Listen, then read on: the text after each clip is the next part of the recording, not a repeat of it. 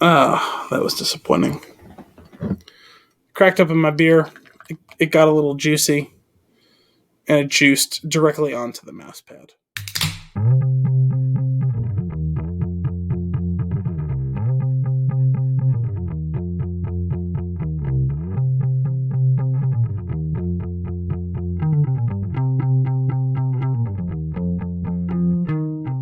Hello, and welcome to episode 183 of Flix and a Six, the podcast I definitely did not forget to edit last week.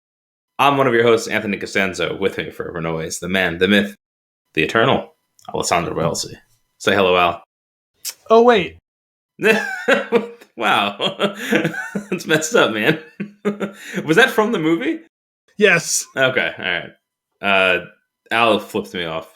For those of you. Yeah, this is definitely a video medium. The audience could definitely see me do that. On this week's episode, we have Mission Impossible delays, a Staten Island ferry, Red One, King Triton gets the Diane Kruger treatment. Oh boy. And more news and nuggets, all before diving into our flick of the week, the Eternals. But first, Al, what are we drinking? There's going to be multiple Krugers on this one. Oh, excellent. Another one. I love when there's a few Krugers, you know? This one's going to be funny because it's like Krugerception, because I have a note on here about how there was a Kruger effect, but it's from Friday night. And I don't remember what that Kruger effect was, but I have a link. So it's going to be super exciting for us to discover this together. It's also, it's going to be like a forced Kruger when you remember it. Yes. And there was another one I had the other day too. The only difference being that it wasn't a Kruger in that typically the way we've defined the Kruger effect, right, is where it's like you encounter a thing for the first time.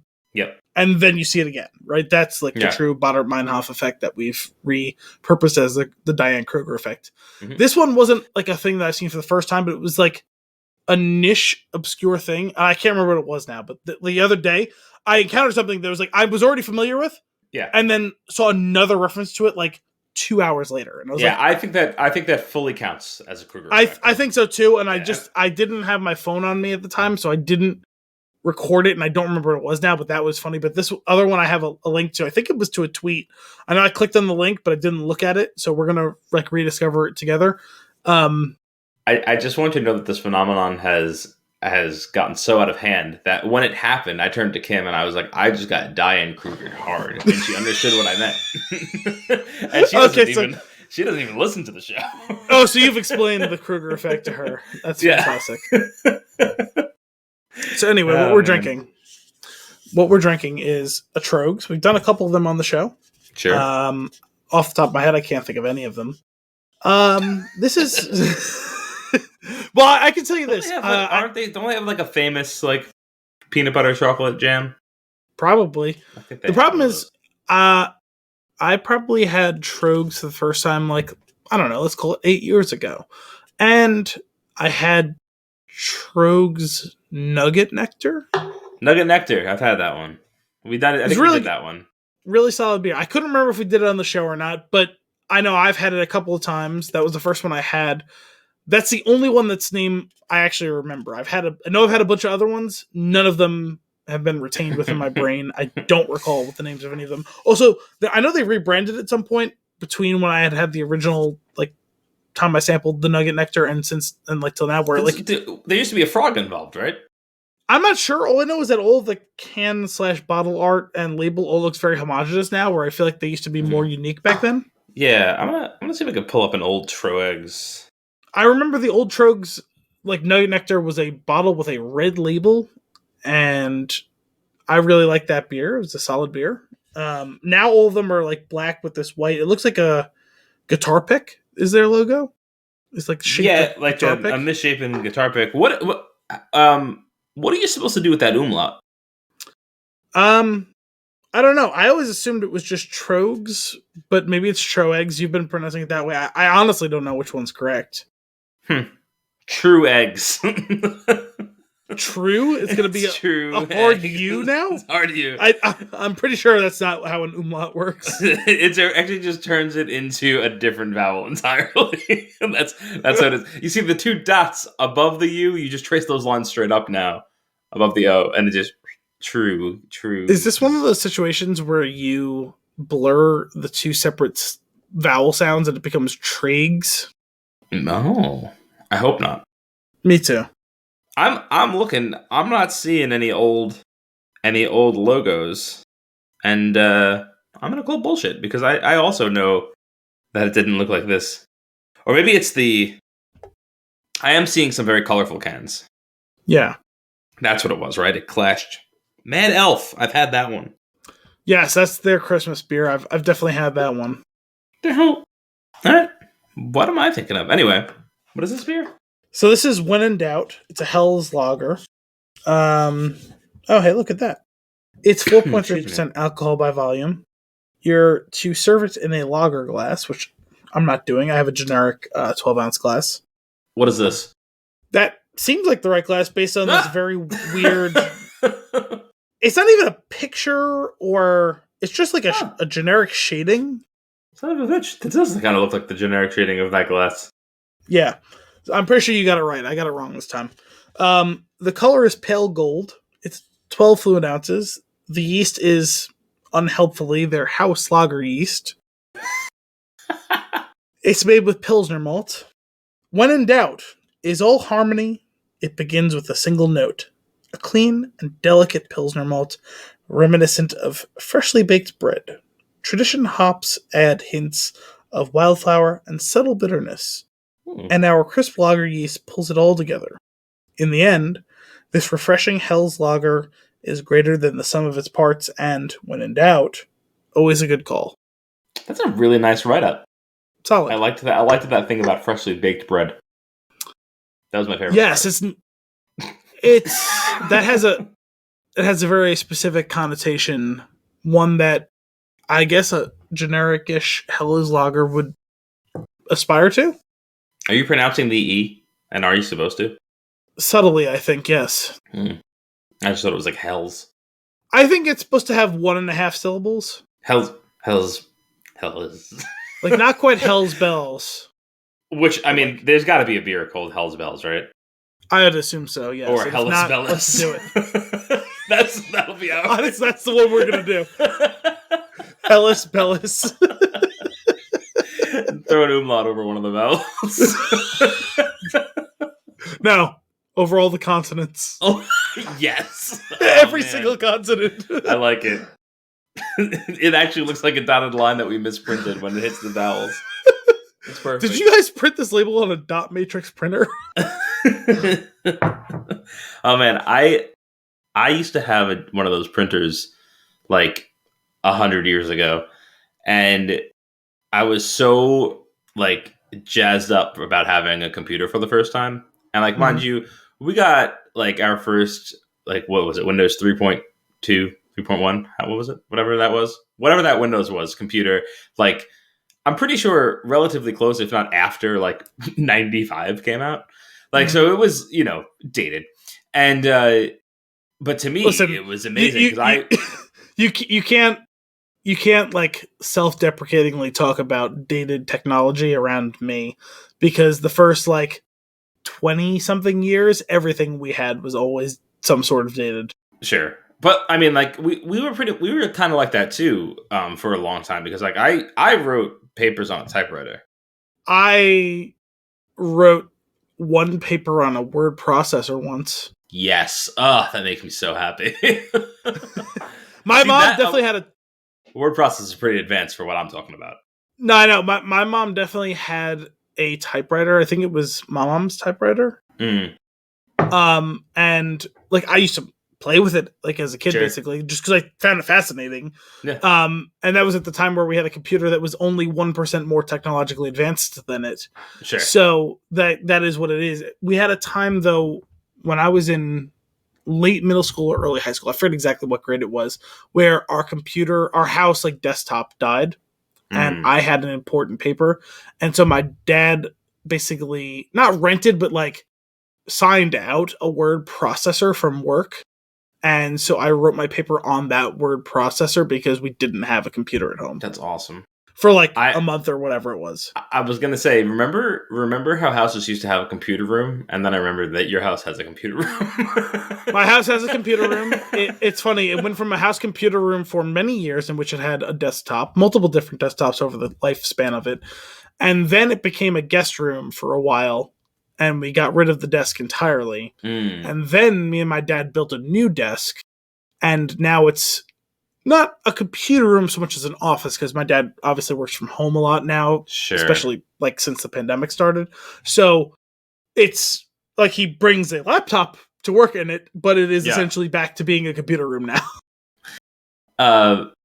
That's kind of funny. That room went full circle. I went a quick aside on my already on the story that wasn't aside. Oh, say, are you tangenting your own tangents? I am because years ago I went to my buddy's house. We were in like the 4th grade when he moved to Connecticut. It was a bummer, and finally got to go visit him. No. This is Tim Allen. Weirdly enough, it's not to the Infinity and Taylor, but my friend Tim Allen, and I get to his house, and they moved to Connecticut, and it's like this massive house. I'm not exaggerating. I got lost at one point and couldn't find my way back down to the main. That sounds like hyperbole. Nope. Lots of turns, lots of doors that I was not expecting. One of which was a door to what seemed like a closet, which was actually a staircase on I don't know, the west wing of the house, and that was how I was supposed to get down to where I was at. I did find a library while I was. It felt like the castle in Beauty and the Beast. Anyway, they had a computer wing. Basically, because it was like you turned left on like in a whole wing. Yeah, like you like turned left, and there was this giant open area like out of this hallway where they had the computer sitting, and it looked so empty because the room was so big and the computer was just sitting there, and there was like doors all around that area too. So like it had its own wing. That's impressive. It was twisted. I eventually did find my way out of that house. The original story, though, was back when I got that computer, I was all jazzed up about it, and I was playing with MS Paint. And I was like, oh, wow, this is really cool. I could play with like all these different tools to draw some stuff. And I made like a Nike swoosh, and I made a black background, and I made the red check, and then I tried printing it on the dot matrix printer. Not a color print.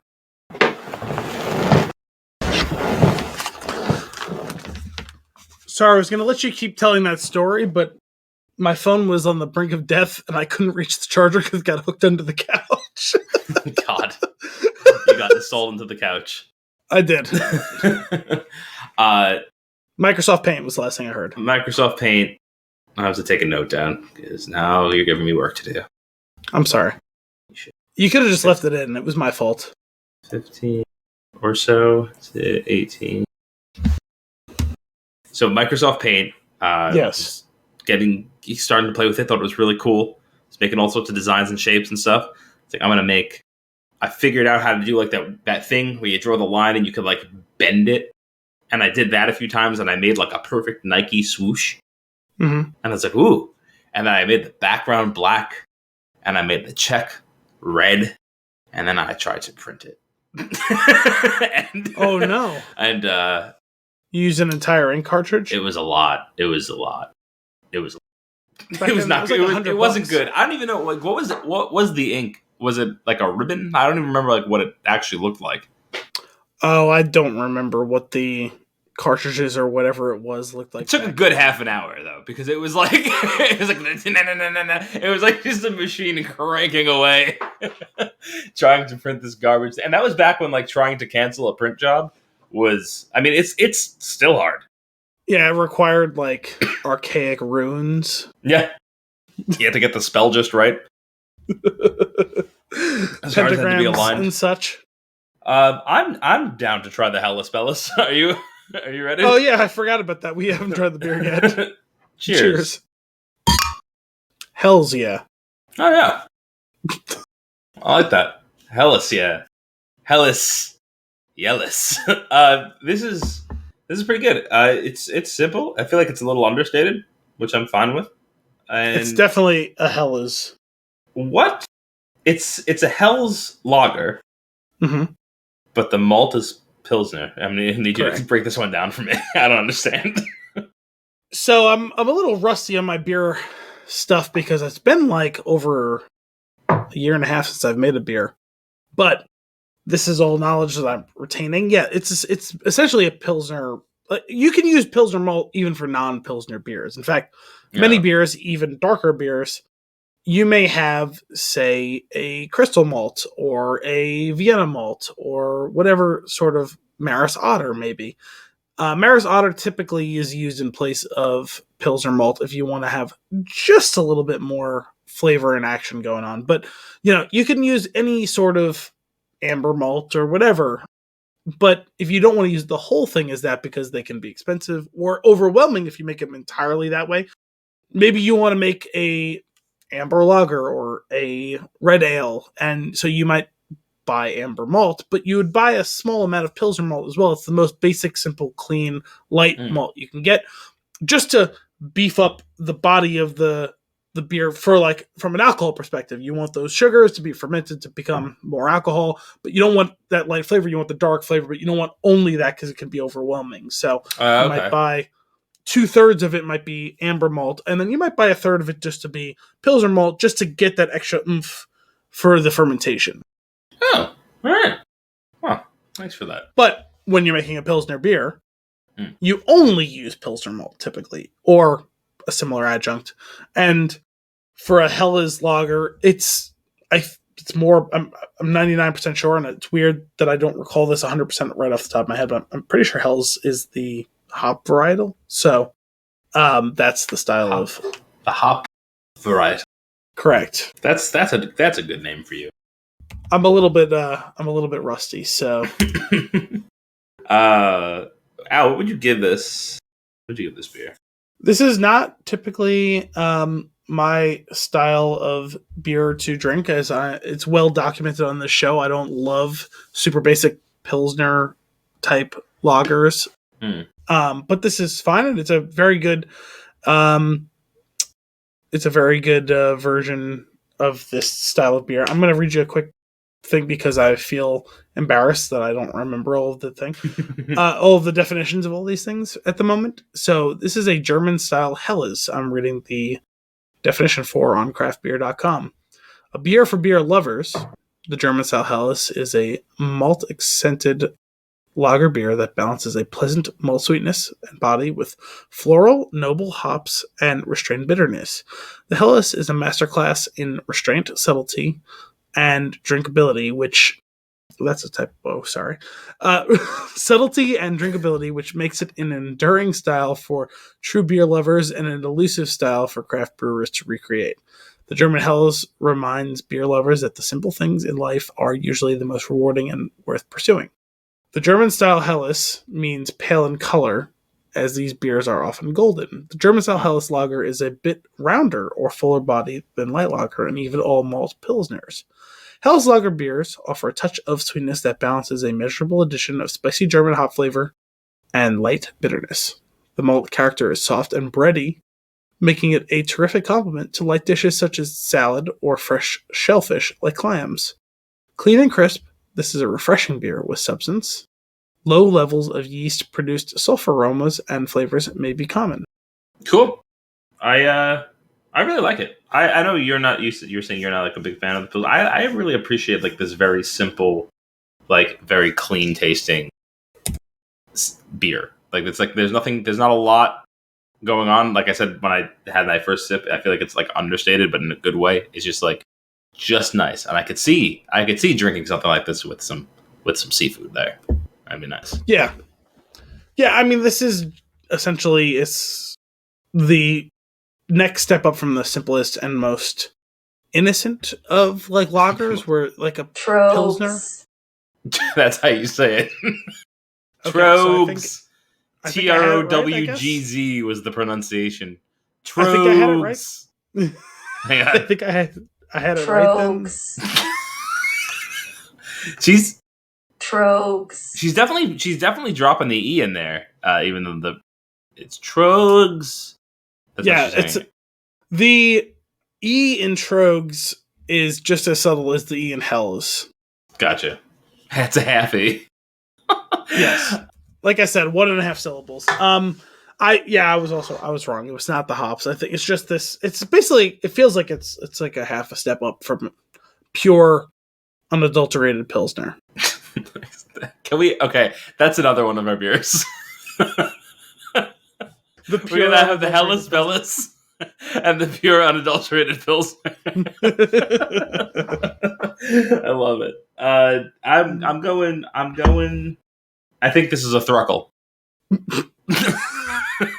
I'm sorry. That just reminded me of something that we're going to have to tackle in further depth in what we're consuming. But I was watching something last night, and so to preserve it for what we're consuming, I'm not going to say what I was watching. I was watching something last night in which someone was speaking in Spanish, and there was like a back and forth that involved a translation to English, and someone said something about a thruple, but they said it in Spanish. It was translated to English. Excellent. Wait, what did you give the beer? Did you agree? I would say two. I would say two. It's a two thuckles. A single thumb. A tuckle? I think 2 thuckles is fine. I think we've taken this bit far enough.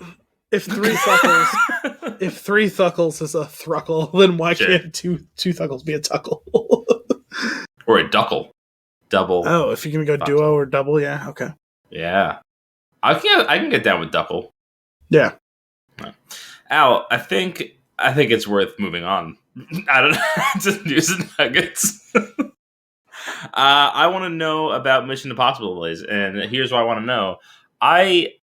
Part of me thought we were done. Not that it had like some sort of strong conclusion. I thought surely we've done this enough. Well, listen, your own personal preference notwithstanding, like, it's been pretty well documented that I think we're shooting back to back the next 2. No, I didn't know that.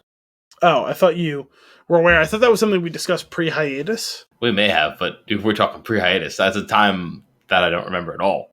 This is one of those things where you talk in epochs, right? Yeah. And it's like pre-pandemic, the epochs were pretty well defined for everyone, but now we've had like 2 epochs on the show, and that's pre-pandemic and also pre-hiatus. Yeah, pre-hiatus, pre-pandemic, and now I'm in a post-baby world. I'm pretty sure epochs aren't supposed to be defined by a year or 2. I'm pretty sure they're supposed to be like 1,000 years. Yeah, but they feel like decades though. They feel like decades, but like I'm pretty sure they're supposed to be defined by the 1,000 or million years, depending on which epoch you're talking about. Sure, I just thought it was epoch. I think it's one of those tomato situations. Oh. As long as it's not a tomato-potato situation, I'm fine with it. Oh, man. Okay, so Mission Impossible, you said they're shooting them back-to-back. Yes, let me just find my tab, because I have a lot of them. Okay. On the wrap, this is from several days ago. I can't recall when. January 21st. Is anyone even going to know what this means? Because we still technically haven't released, as of this recording, last week's episode. No. Okay. Mission Impossible 7 and 8 pushed back a year to 2023 and 2024. The production on the back-to-back sequels began in 2020. Sorry, this is why I thought you had been aware of it, because there was like a pretty big deal during like the height of the pandemic that Cruise went on one of those like absolute rants at the crew. And I'm actually kind of sympathetic to him in this case, because people were not adhering to pandemic. Okay. I do remember hearing about this. Yeah, and he's like, listen, we're not going to get any of this done. Everyone's going to be in danger. We're going to waste a ton of money and like endanger ourselves if everyone doesn't adhere to the distancing and the masks. Weird for Tom Cruise and all of the baggage he carries to have been so supportive of what is supposed to be taking care of like the cast and crew. So I was vaguely surprised by that. I don't know why, but I was. Mission Impossible 7 and 8 have been pushed back a year to 2023 and 2024, Paramount Pictures announced on Friday. And good luck figuring out what Friday I'm talking about when you listen to this episode. The release dates for both films not important. It's really not, actually. The release dates for both films have been postponed numerous times due to the ongoing coronavirus pandemic. This is just some date stuff that doesn't matter. So the short version is Mission Impossible 7 is now slated for July 14th, 2023, and 8 is now slated for June 28th, 2024. Oh, After thoughtful consideration, Paramount Pictures and Skydance have decided to postpone the release dates for Mission Impossible 7 and 8 in response to delays due to the ongoing pandemic. The new release dates will be, again, those dates I just said. We look forward to providing moviegoers with an unparalleled theatrical experience. Okay. Sure. Production on the back-to-back sequels began in 2020. The seventh was first shut down in February of 2020 at the beginning of the coronavirus pandemic. It resumed last fall and has shot in Italy, Norway, and most recently London. Chris McQuarrie, who directed the previous 2 movies in the franchise and is also directing 8, stars Tom Cruise. No, that's a terrible sentence. All right, enough of this. Mission Impossible 7 and 8 are shooting back-to-back, and they've been delayed. Well, hang on a second. I want to get to this casting, though, because there's some interesting names that I don't recall hearing about. So, Mission Impossible 7 stars Tom Cruise, Rebecca Ferguson, Vanessa Kirby, Simon Pegg, Haley Atwell, Palm Clementif, Carrie Elways, and Angela Bassett. Was Carrie Elways in one of the other ones? Not that I recall. Nor were Haley Atwell or Palm Clementif, so.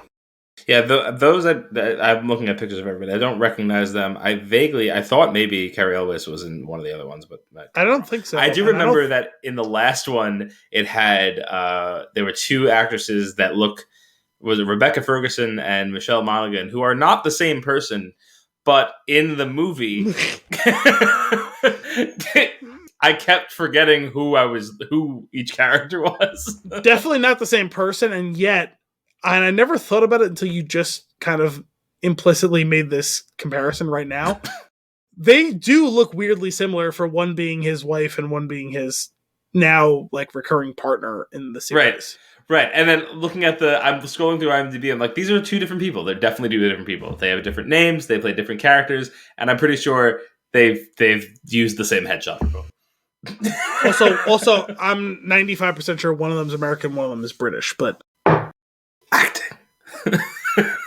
Also, Vanessa Kirby definitely wasn't in any of these either. She was, unless I'm mistaken, isn't she the one who played Jason Statham's sister in Hobbs and Shaw?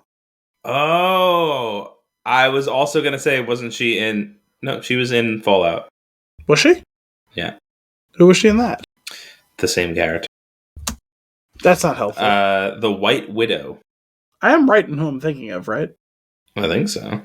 She was in Fast and Furious, Hobbs and Shaw. Yeah, okay. That's what I was looking for. I have no recollection of her in Mission Impossible. Crown. She was in Pieces of a Woman. I don't recognize these movies. I'm going to have to give the Mission Impossible movies another watch. I enjoy them fine. I just really I don't remember one to the next. The only one that stands the only storylines that semi stand out to me are the first and second one, and the rest of it kind of blurs for me. No, the first 3 all feel very distinct to me. The third one had Kate Winslet, right? Yes. No, that was Philip Seymour Hoffman, Lois. Yes. It had Kate Winslet played. Well done. I'm glad you picked that up immediately. Oh, if anyone's going to get it, it's me. Seymour Hoffman. That was one of the great, totally random and stupid, idiotic Family Guy jokes that existed. It's from 4 on. Remember, I've seen 4 so many times, and I remember telling you at some point in our run of the show where I had seen it probably 15 times, and I still wasn't 100% sure what happened in the third act of that movie. Yeah, and I don't remember any of it. 4 was called what? Ghost Protocol. Rogue Nation. Completely forgot about Rogue Nation. Yeah, all of these. Yeah, I kind of see what you're saying. 4 on. That's where they all one feel... long movie. But that's also, I think, comes down to the first three had separate directors. They made a big deal about that, that each one had a different director. The fourth one, I think, still may not have. That wasn't what's his name, right? That wasn't Macquarie. Let's see, Brad Bird. Yes, Brad Bird. That right. That makes sense. Brad Bird. That right. That right. That right. Jesus. Rogue Nation was that one. I don't remember super well, but that was the first Macquarie one, and everything from there feels very similar. Jeremy Renner was in that? I have to rewatch these movies. There's clearly a strong connection between that whole, like, basically, so the last three were a actual trilogy, like, that were, like, tightly coupled. Unofficially, but yeah, Jeremy Renner kind of tips that whole thing off, which is to say the Brad Bird directed Ghost Protocol tips off where, like, and that's why, like, they'll feel similar, because from then on, it's almost, like, super serialized. Okay. Mission Impossible 1, 2, and 3. It's funny that the ones that are really connected are not numbered. Yeah. Mission Impossible 1, 2, and 3 are all almost like standalone. Right. That's how I remember them too. At the end of 4, they do a head nod to 3 because there was a whole storyline with Jeremy Renner that he felt. Well, I don't want to say in case anyone hasn't seen it. Not that, like, these movies are 10 years old now at this point, but whatever. There was a head nod at the end of the movie to what happened between 3 and 4. And that's the first time that they really admitted, like, the passage of time. Okay. So otherwise it felt very James Bondish, where it's like these things all happen one after another, and yet, like, the chronology is not super important. Yeah. Okay. All right. I feel like I would really enjoy a month or two of, like, peppering in all of the Mission Impossibles and really just watching. Like, I have really good memories of watching those movies for the first time. The second one stands out specifically because I think it was, like, my first DVD. It was that and, like, the I think it was everyone's first DVD, and I don't just mean people of our generation. I mean every single person that exists. It was the first DVD. It may have been the first DVD. The first digital because video disc. I had a DVD of it, and I think everyone I knew at that time had one. And I was introduced to the Mission Impossible series by you. I definitely watched the first one with you. Yeah. And from then on, like, grew to love that and the second one. And my favorite of them is still the third. My favorite for a long time was the second one until I realized how, like, patently absurd it is. Oh yeah. And that has a lot to do with John Woo, I think, but still. The other day I had to go to Kim's car to get something out of it, and I asked her where her key was. White Dove? No, I asked her where her key was, and she said it's in her jacket pocket. And I turned and I went, my left jacket pocket. And she had no idea. What a stupid reference! What a stupidly fantastic reference! You'd appreciate that. Yeah, I don't know why. It's one of those, for whatever reason, the movies that I watched for, like, that span of 15 years, I feel like I have, like, the lines all memorized. Sure. It was such a weird thing for them to focus on in such great detail, and because they did, we have that permanently ingrained. It might end up being my last, like, when hopefully, like, my whole family is, like, gathered around my deathbed when I'm, like, 115 years old. It's gonna be the last line that I, like, utter. my right or my left, whichever is jacket. My left. What a stupid line to remember. There's that, and then I vaguely, like, in the first one, there's the gum, right? The first one has the red and green gum. Yes. Yeah. Oh, I was like, there was a line, and I just remembered it. It was like, you mash them together, red and green, mash them together, hasta lasagna, don't get any on ya. Oh my god. And he sticks it to the fish tank. Oh my goodness. What a time to make movies. You just do whatever you want. The first three, there are so many very distinct things. And so much of it comes straight down to, like, just direction and cinematography stuff, right? Like, the aforementioned John Woo, yeah, and so many other things. J.J. Abrams did the third one, and it's as J.J. Abrams as a thing can be. It's if you took J.J. Abrams and let him direct a James Bond movie, essentially, right? Right. And that's all great. It's all absurd. It's fine. It's fun. From 4 on, 4 has some of its own singular characteristics, but it's kind of the bridge to the first 3 being like singularly unique to what became a homogenized, like serialized story told by Cruise and Chris McQuarrie. And that's not criticism either. It's just it feels all very same in a way that a trilogy would feel. And that's okay. It's just not what Mission Impossible was. Yeah, it's funny. It's like a similar evolution with James Bond, right? One-off things that are not connected, even if they have the same people in them. But then we get 5 movies that were something like that, yeah. Casino, and I mean everything kind of gravitated that direction. Like even the MCU, right, where it was all standalone things that were kind of connected by Easter eggs, became a totally synergistic property. We're seeing that now with Star Wars, and we'll talk about it more with the Book of Mando Fett at the end of the episode. Sure. And I saw kind of something. I was reading after watching this week's episode before we recorded. I was reading Alan Sepinwall's recap of this week's episode, and he mentioned like he's hypothesizing that Jon Favreau is looking at like the Star Wars TV properties as one big story as opposed to several shows that are interconnected. It's one tapestry of a television show with different discrete elements to it. Yeah. It's so, I mean, we'll get more of that later, but it is like starting to play like almost like there was Batman the Animated Series and there was like a Batman and Superman Adventures, and like the stories kind of crisscross and overlap on like continuing parts. I feel like that's what we're getting into here. Well, what he referenced was the CW DC verse. Sure.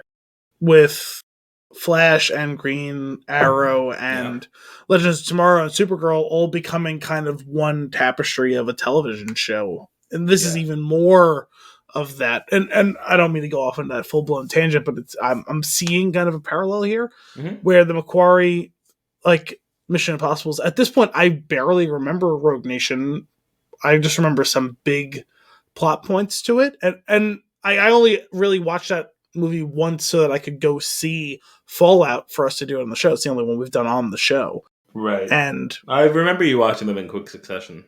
Yeah, and Rogue Nation was fine. I enjoyed it well enough. I actually probably enjoyed it better than Ghost Protocol overall because I feel like at the time that I watched it, when it was done, I felt like I remembered, like I understood start to finish what happened in the movie in a way that I didn't for whatever reason in Ghost Protocol for a while. But I didn't retain a ton of it because it felt so same to everything I had seen before and after. Yeah, interesting. Man, I really want to go back. I feel like I'm like super fascinated by this right now, and I really want to watch all of them. Like, I want to stop what I'm doing and watch them all. I'm not going to do that. I'm sorry, I didn't mean to contaminate you that way. It's all good, but Mission Impossible 2 is a fever dream in this whole series, right? Like he's in a coma, he has long hair, and then he wakes up and it's Mission Impossible 3. Like it's too like there's too much of it that's clearly a dream sequence. So is the whole thing. He actually was climbing the Moab and fell. And I thought it was gonna be more like Archer when it went into like the Dreamverse like situation, and then there was like they had like multiple different seasons of him in a coma. And it's where it's like he ends one dream and it becomes another dream. That's exactly but like the first one ends and like let's say like the helicopter explodes with him on the surface of the train. Yes. And he wakes up in like 3 and it's like all of 2 was just a dream while he was in a coma between 1 and 3. Yeah. What, dude? I just woke up. Oh man. All right, cool. So, more Mission Impossible, which I can prepare for by watching even more Mission Impossible. You have time. It seems that way. Did you ever watch the series? The old series? No. Yeah, no? Me neither. I was just curious. What's going on with the Staten Island ferry? Oh, okay. Oh, so this is fun. So you have no idea what I'm going to go after here. Fantastic. Let me just close that tab because I have like 15 open. Okay. So, this is one of those ones where when I open up my notes, I immediately knew what it was referencing to. This is on the AP This is from a few days ago. SNL Comics Jost and Davidson buy Staten Island ferry boat. Amazing. Saturday Night Live comics Colin Jost and Pete Davidson have purchased a decommissioned Staten Island ferry boat for $280,000, which plans to turn it into New York's hottest club. Yeah, well, naturally. I assumed that was coming. This club has everything. Sorry, that was my own parenthetical. Anytime you say that you're going to turn something into New York's hottest club, I have to think of Stefan. Yep. Jost and Davidson teamed up with comedy. I really club hope owner. they have him pitch it on the Weekend Update. Like, come on. It'd be so great. They're definitely going to do that. Jost and Davidson teamed up with comedy club owner Paul Italia on Wednesday's winning bid for the John F. Kennedy, a 277-foot vessel that shuttled commuters. That one was the worst. As a former commuter on the Staten Island ferry, there was a handful of boats that when you saw it pull in and go, bah, you're like, ah, fuck. And that was one of them. It's the worst. Yep. It's a 277-foot vessel that shuttled commuters between the New York City boroughs of Manhattan and Staten Island from 1965 until it was taken out of service last August. The Staten Island ferry is definitely something iconic, Italia, a real estate investor and co-owner of the restaurant and comedy club The Stand, said Friday. That's definitely a sentence. We wanted to figure out a way to save it and do something special with it. Italia said transforming what a weird detail, the 2,100-ton ferry into an entertainment venue will cost millions of dollars and won't happen anytime soon. This was a Mad Libs fill out, and it was like fairy fact. That's what you have to fill in here. Honestly, who the fuck cares about how many tons the ferry weighs? It's really early stages here. You have a great idea, and you're working on executing it, and the first step is the acquisition of the boat, and I think that's the story right now. And probably the hardest step, I would imagine. We were successful in acquiring the boat and making sure it didn't go into the scrapyard like the last two. Wow. Yeah, no, that boat should probably go in the scrapyard. There is all sorts of critters running around that boat. Ship. Is it a ship or a boat? Is there like it's a ship? There is definitely a strict maritime definition of that I should probably know. Insofar as like maritime delivering law. More on that later. Insofar as delivering this story to everyone, but I don't know and I don't care. Sure. My final note on this was that, quote, the new owners have 10 business days to secure a place to dock the vessel and tow it there. Quote, we're working on that. Oh my God. Awesome. This is one one of those. A nap on the John F. Kennedy. Well, doesn't it take like 4 hours to go from Staten Island to Manhattan? Oh, half an hour. What about on the John F. Kennedy? Yeah, it would take a while. There were times where I'd be on the ferry and like they were behind schedule, so you get there in 15 minutes and you're like, okay, why can't we just make this the normal? Gas prices, I imagine. Oh man, ferry story. I was on one of the boats. It was one of the newer ones at the time, which is now old, but not as old as that one. And crazy foggy, like wild fog. San Francisco. And we're on it. About half hour has gone by, and the fog is starting to disperse, and you realize that we are tremendously off course, and like so much so that we're doing like a little circle, like a little backtrack circle to get to the slip.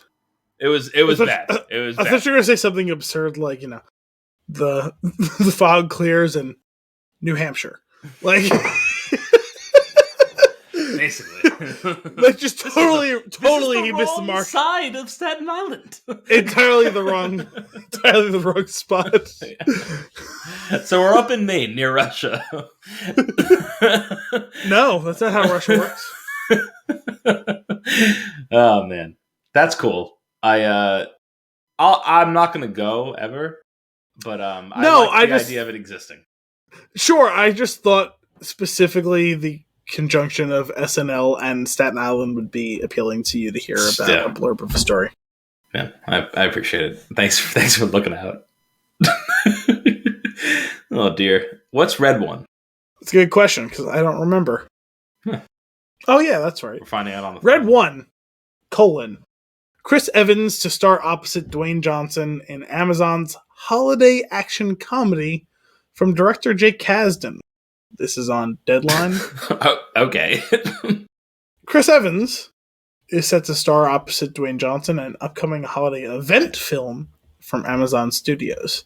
The film, which is currently titled Red One, aims to shoot this year. It's a globe-trotting 4-quadrant action-adventure comedy imagining a whole new universe to explore within the holiday genre. Plot specifics are under wraps. Action, adventure, comedy, holiday? Is that the 4 quadrants? It is a globe-trotting, 4-quadrant space action-adventure space comedy. Wait, I don't understand the 4 quadrants. Neither do I. The project stems from an original story by Seven Bucks Productions president of production, that's obnoxious, Wow, Hiram Garcia, that Amazon Studios landed after a competitive bidding war last year. You know what? There was a competitive bidding war? Sure. If they say so. I'm a little rusty on it. It's been a few months since I've regularly been doing it, but the amount of time I spent writing and then editing for The Spin Tune, I feel physical pain when there's a terrible sentence, and when I see it in... Deadline is a real publication. Yeah, they have editors. Really frustrated with stuff like that. I really get frustrated when I get an email from somebody. That's like I am the most amateur editor that exists. Yeah. And I am caused physical pain by some of the sentences that make publication in real publications.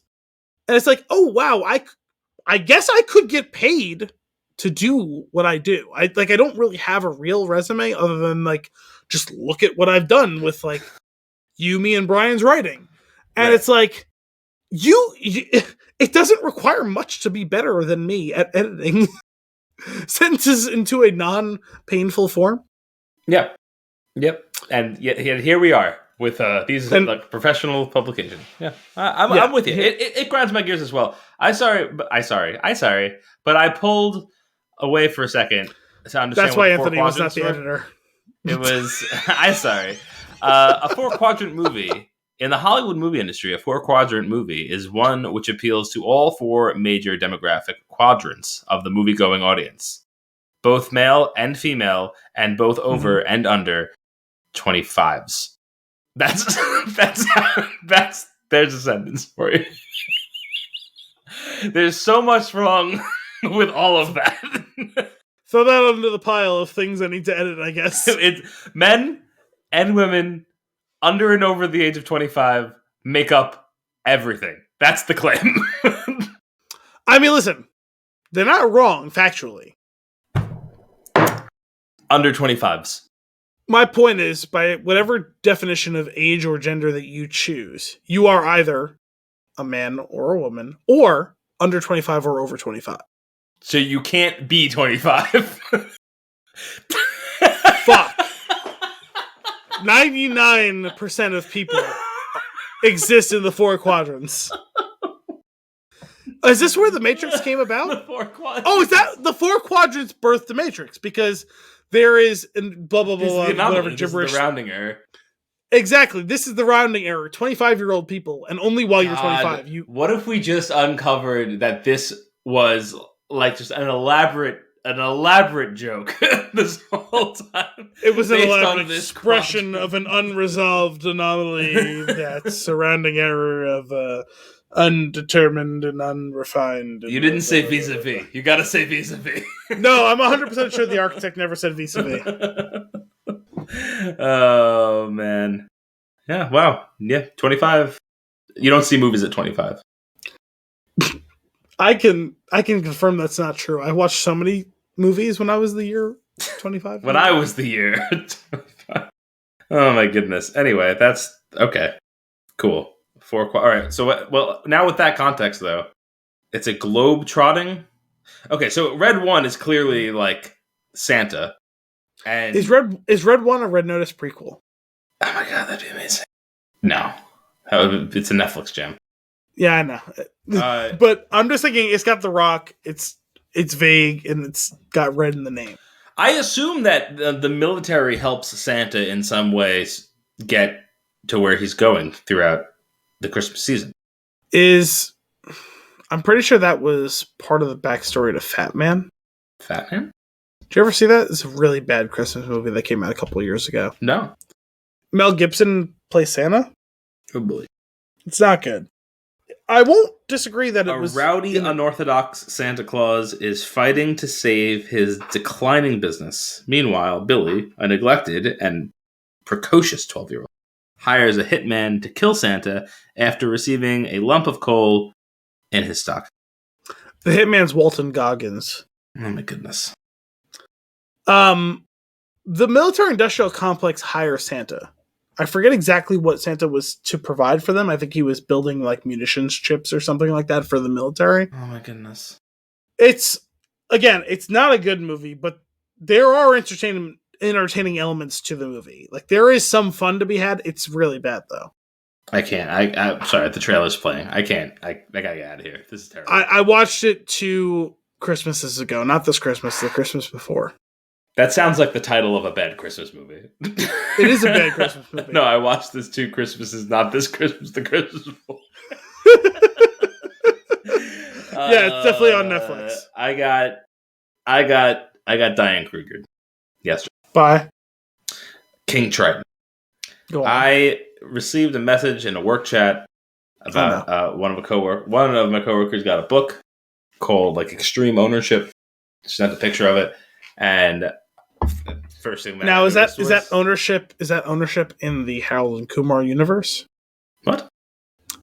Do you remember Harold and Kumar Go to White Castle? Yes. You remember how there was those bros that drink Mountain Dew and everything? Oh, so fucking extreme. Yeah. Yes, I do. Okay. Extreme ownership. Extreme ownership. Yes. I feel like ownership is binary. You either own something or you do not. There is no extreme ownership. Let me see if I can find what the actual title of the book is real quick. But this is because it was the cover art of the book that was important. I didn't mean to derail you. I feel like ownership is a binary state of existence, and either you own something or you do not. And there is no such thing as extreme ownership. Extreme ownership: how U.S. Navy SEALs lead and win. And there's a trident at the top of the book, and I was like, "That's all that caught my eye." So I immediately responded with a GIF of King Triton, somebody who I've not thought of in a long time, but was the first thing that came to mind when I saw a trident. Now, to be clear, when you said a King Trident, King Triton has a trident, right? Right. When you say King Triton, GIF, meme, whatever, you're talking about from The Little Mermaid, right? 100%. Okay. Yep. And now, this is what's crazy about this Diane Kruger is that it happens in under a minute. Mm-hmm. All right? I have not thought of King Triton for a very long time. Yes. And this popped into my head because I saw the trident, boom, make the reference, move on. Kim and I are watching a television show. We're watching Workin' Moms. Spoiler alert. That's what I've been consuming. We're watching Workin' Moms. And in the scene, the main character and her husband she's in the bathroom and she's in the shower with all of her clothes on and she's trying to get him to come in too. And they're trying to do like some sort of dirty talk thing, but it's very bumpy and it's not working well. And then there's a Little Mermaid reference. And then there's a King Triton reference, and I went, "What just happened?" And that's when I turned to Kim and I said, "I just got Diane Kruger hard." And fantastic. Yeah, she understands. She gets it. It's great. It's becoming ubiquitous. I'm appreciative of this. One step closer. We're creating a grassroots movement for it's going to be known in all 4 quadrants. 20 years from now, when this finally comes to Diane Kruger's like attention, where like so many more people are aware of her than should be. Mm-hmm. Not should be. That doesn't seem fair because I feel like she's not noteworthy. She is. For the wrong reasons. People are aware. I'm going to say for unexplainably wrong reasons, people are like know and reference her. Al, you have cut out. Oh, you're back. I feel like I was there the whole time. No, you didn't record. You blocked out for a minute there. That's weird. You're back though. You're etching. We're good. There's no reason I shouldn't be. This isn't even my shitty home Wi-Fi. This is my brother's apartment's hardwired. Better. No, I don't think it was an internet thing. I think the mic crapped out or the headphones, something crapped out for a second. But you're back now, so you're good. That's weird. Anyway, known for the wrong reasons, you were trying to rectify that statement. Yes. Oh yeah. No, I was just saying. Like, I feel like she's 20 years from now, she's gonna be like, why do so many people know of me for reasons that I can't explain? That's more what it is. It's like not just. You were Helen of Troy. You were whatever her name was in National Treasure. Like, I feel like she's become more than that because of our show. Mm-hmm. Yeah, or at least 20 years from now, she will have become. I agree. I mean, she's got to be part owner of our brewery. That's true. Oh, man. The Diane Kruger effect. We're going to name it Kruger's Lagers? Kruger's Lagers. I'm done with that. We'll workshop it, but we'll get her in there somewhere. I mean, like, we're going to have, like, there's going to be shirts with her face on it. It's going to be a whole thing. Well, now, with, like, deepfake technology, we can definitely get pictures of her, like, I'm picturing, like, Buddy Christ from the Kevin Smith, like, View-esque universe, but, like, it's Diane Kruger, and she's got her thumbs up, and she's, like, got a big stein of beer. I like it. Ready, to slug it back. I'm going to go one step further. It's a front and back t-shirt style. On the front, she's making the one hand motion, and on the back, she's making the other hand motion. It's good, but it could be better. But it could be good.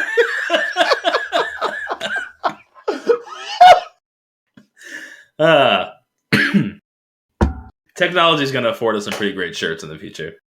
Is this going to be like... Oh, shit. I'm totally forgetting. What is it from? No, they're going to be limited run shirts. Ready? Mm-hmm. And... they're basically recreations of the times we've been Krugered with her. So, like, it'll be like Diane Kruger holding a trident. Like, that's like, we make 100 shirts, and then that's it. So, we're going to find a way to insert her into every situation in which we've been majorly Krugered. That's right. And it's going to be her, like, acting out, like, a thing from it in some way, shape, or form, or something that harkens to it. Yep. Yes. Okay. I'm in support of this. We can make this work. I'm pretty excited about it. That's all I can think about. Do you have more news and nuggets? Or are you good? I have so much. What you got? I think. Wait, was that all the news? Oh shit! I think so. Now my tabs are defeating me. The only other thing I had was, and maybe I just missed it when it first came out, but have you seen like the newish Death on the Nile trailers? The new, I think I saw one when I saw Spider-Man. Okay, so that might be the same one. Then I saw one like a week ago, and it may have been like a slight variation on one that came out like 3 weeks ago or something like that. But that's imminent. That's like 2 weeks from now or something like that. And I'm excited. We really enjoyed the original Murder on the Orient Express. Is this a theaters only situation, or is it coming out on something? I'm pretty sure it's theaters only, but I can't say 100% certain. I definitely don't know who owns that property, so. I tried to type Death on the Nile release date, November 1st, 1937. Clearly, this is not ranked by relevance. I was assuming you were going to cite something from 1974 or whatever year that one was. Oh my goodness. Will finally open in theaters on February 11th. Yes. Cool. When can I watch Death on the Nile? February 11th. Thank you. You can definitely watch it on February 11th. I can confirm that. Death on the Nile is being released exclusively in cinemas on February 11th before its release later in the year on Disney+. That's right. I forgot it was a Disney property. Wait. In the U.S., the film will go to HBO Max. Never mind. And possible... Oh, you're going to like this one. Here's a great write-up for you. In the U.S., the film will go to HBO Max and possible either Hulu or Disney+. No. Nope. What's I'm worse, not sure that how reputable what's on DisneyPlus.com is, so I'll let that one slide. What's worse, that sentence or the chronology of Amazon tracking I sent you earlier? Dude, that was pretty bad, right? Basically, so your tracking was lost, lost, real lost, still lost, not arriving. That's basically the steps of your tracking. I've had one that's like in transit, and then it's like Alabama, Pennsylvania, Maine, Montana, New Jersey, Maine. But it wasn't just that. It wasn't just that though, because that all is bad enough, right? But the fact was, and what I was really trying to like highlight to you was that from top to bottom, what it said was Tuesday, January 25th, whatever bit of information it had. Then 3 updates below that under the subheading Monday, January 24th. And then under that, a subheading under Wednesday, January 26th. And that's not how chronology works. Tuesday, Monday, Wednesday is not how the days of the fucking week go. Somebody got the sort order wrong on the notifications, okay? And by the way, I ordered this product on Sunday, and when I ordered it on Amazon, it said order by, and I don't remember what amount of time, but I was well within that cap. It said get by tomorrow, Monday, the 24th. It's Wednesday. It's 10:30 at night, Wednesday, January 26th. You know what I don't have? What I ordered. What am I paying fucking Amazon for? This is something I'm bringing on. What is the guarantee for? Like, what do you get when they fail to meet the guarantee? That's a great question. So here's the thing.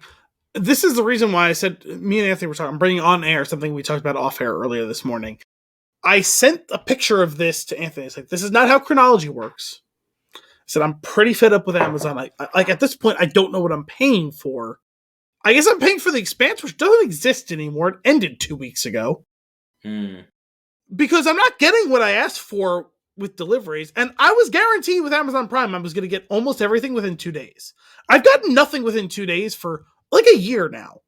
And you know what? I will give you a blanket pass for the 6 weeks like preceding Christmas. That's probably too generous for me. Yeah. But I'll give you that. I expected the holidays for things to not go right.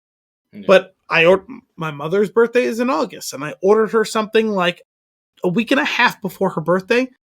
It just flat out never showed up. Amazing. I got a refund like 2 weeks later because it never showed up. But in that time, I ordered it. It said I was going to get it within 2 days. Excuse me. At the end of the second day, I got an email saying, oh, it was sent to the wrong facility. It's on its way. Said, oh, you know what? We're all humans. We make mistakes. Okay, it happens. And then 2 days later, I still didn't have the fucking package, and it told me it was out for delivery, which means it was on a fucking truck in my fucking town. It wasn't, because I called them the next day, which is now the 5th day. I called Amazon, and they're like, oh yeah, it's late. I was like, fucking shit, dude. I didn't get it fucking 3 days ago when I was supposed to. Al's fired up. And I was like, what do we do about this? He goes, oh, well, we can refund you. I was like, thank you. He goes, or you can wait another day and we'll get it to you. And I was like, how about both? I was like, I mean, honestly, I feel like I shouldn't have to pay for it at this point, but really what I want is for you to send me the thing that I paid for that you charged me for. Yeah. So if you're going to give it to me the next day, we'll just deal with it and that'll be what it is, okay? He goes, okay, great. Guess what didn't show up 24 hours later? It was the thing I ordered. Amazing. And so, like 2 days later, I got an email saying that on the first day, it was shipped to the wrong facility, and they sent it back to the manufacturer and never had any intention of sending it to me. Wow. And then, like a week later, I was refunded for not getting it. So this one... Go on. I was going to say, all of us that are still paying for Prime are John Mulaney at the airport. We're going to frame you for murder. Okay. No, so what am I paying for? The one thing that I was supposed to be guaranteed is when I order a thing, you give it to me in 2 days. And what's insulting is I ordered it on Sunday, and you said, if you order it within the next 4 hours, I'm going to get it Monday. That's better than what I expect out of my payment. I expected to get it in 2 days. You were going to offer it to me in like 24 to 36 hours. That's fantastic. Hot damn. It's been like 96 hours and I haven't got it now. And like today, after the weird chronology of what the updates were, it said expect it today. We're sorry it's late. We just handed it off to UPS, so it's not as late as we expect it to be. UPS didn't give it to me today either. You know what's going to happen? It's eventually going to arrive, and you're going to look back at those shipping notifications, and it's going to say arrived, and it's going to be like, next Friday, but the date of the arrival that it says next to Friday is going to be like 2 days after you ordered it. Well, what's really insulting, January 21st. What's really insulting is that Amazon built a massive facility like 1.5 miles from my house. Mm-hmm. It's like the biggest facility that exists in New York, I'm pretty sure. And it's like 1.5 miles from where I live. And I still don't get packages at even the rate that I'm paying for, let alone a better rate than that. You're too close. I guess I am. I see fucking Amazon trucks all day long. Dude. But what's insulting to me is like, I went on the app and it's like, I'm sorry, we're running behind. We're really sorry we didn't get you a package. Come back here if you don't receive it today. I got that email like, at this point now, 12 hours ago. I didn't receive the package, and they handed it off to a third party. So, I'm going to tell you what's happening here. It's just premeditated. I'm going to wait till I get the package in hand, because I really want it, because this one was for me. Mm-hmm. And then, there's going to be probably several strongly worded emails, and also calls. I'm going to do everything in my power to get that thing for free, because at this point, I feel like I shouldn't have to pay for it. Sure. They're banking on you not caring, not wanting to go through the rigmarole. Oh, they're wrong. They actually don't care. I'll make time. They'll be like, but they're like, we don't here. Take $12. Like they, Well, the problem is, I feel bad because this is going to end with like some Amazon worker who works 1.5 miles from my house getting put into like a dungeon. Like that's what's going to be the result of all of this. There's not going to be any fallout. I promise. It'll be fine. Oh no! Someone's going to know what's going to care. Someone's nipple's going to get twisted or something like that. Someone's going to be denied a piss break for like 12 hours. I highly doubt it. There's going to be... Well, no, that exists already in Amazon. No impact at all from your complaint. No, because someone's going to have to want to do something or something like that. And it's going to be someone's not going to be allowed to piss for 12 hours. I'm going to feel bad about it. But I'm still going to ask for a refund on my fucking thing because it's going to have been almost a week. I stand by. You will have no impact on an Amazon employee by making this complaint. Yeah, it's possible. They have enough money in their slush fund. They'll throw you the $12. They'll be like, oh no, but you're reading this all wrong. They're gonna keep the money. They're just gonna take it out on someone. Nah, I don't see it. You know what else? Other crazy. I think I might have told you this one before, but I ordered. You can pre-order video games on Amazon, and supposedly you will get them the day that they are out, right? And I did that for Legend of Zelda: Breath of the Wild back when it came out. I was like all excited about it because I had the Switch like ready to go for pickup at Best Buy, but I wasn't able to pre-order the game for some reason. So I got that on Amazon. It was supposed to arrive the same day. Of course, it didn't arrive that day, and I was like, well, fuck that. And I went in and I canceled it. And I went out and I was able to get it locally somewhere. And then the next day it arrived. And I was like, but I have already canceled this and you've refunded me. And they were just like, keep it. So I traded that in for another game.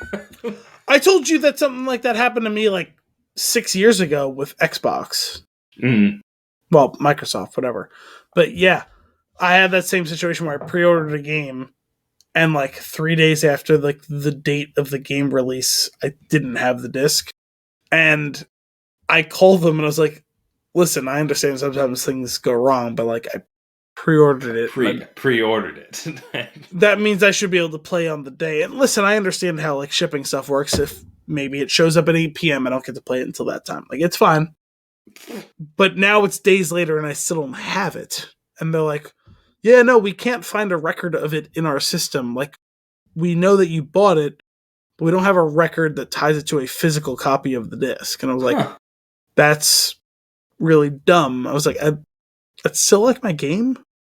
Right. I don't really care about the details so much as I would like the game now, please. Thank you. Yeah. And they're like, oh, yeah, but we can't do that because we don't have a tracking number for the disc. And I was like, yeah, no, I understand that, but I'd like the game, please.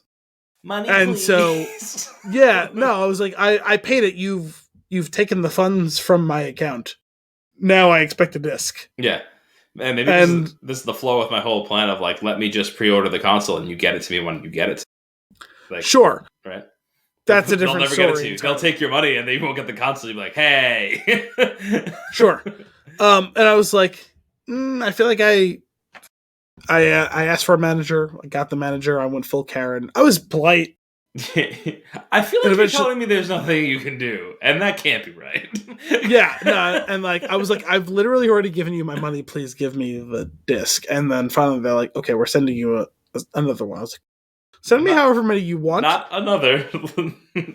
Whatever, because you have no copy of it. Like you have no like. So like 2 days later, a disc shows up, and it's like fantastic. And I started playing it, and that was great. And then 2 days later, the original copy shows up. That's so sketchy. What? And then I called them again, and I was like, hey, you guys charged me once. You've sent me 2 discs.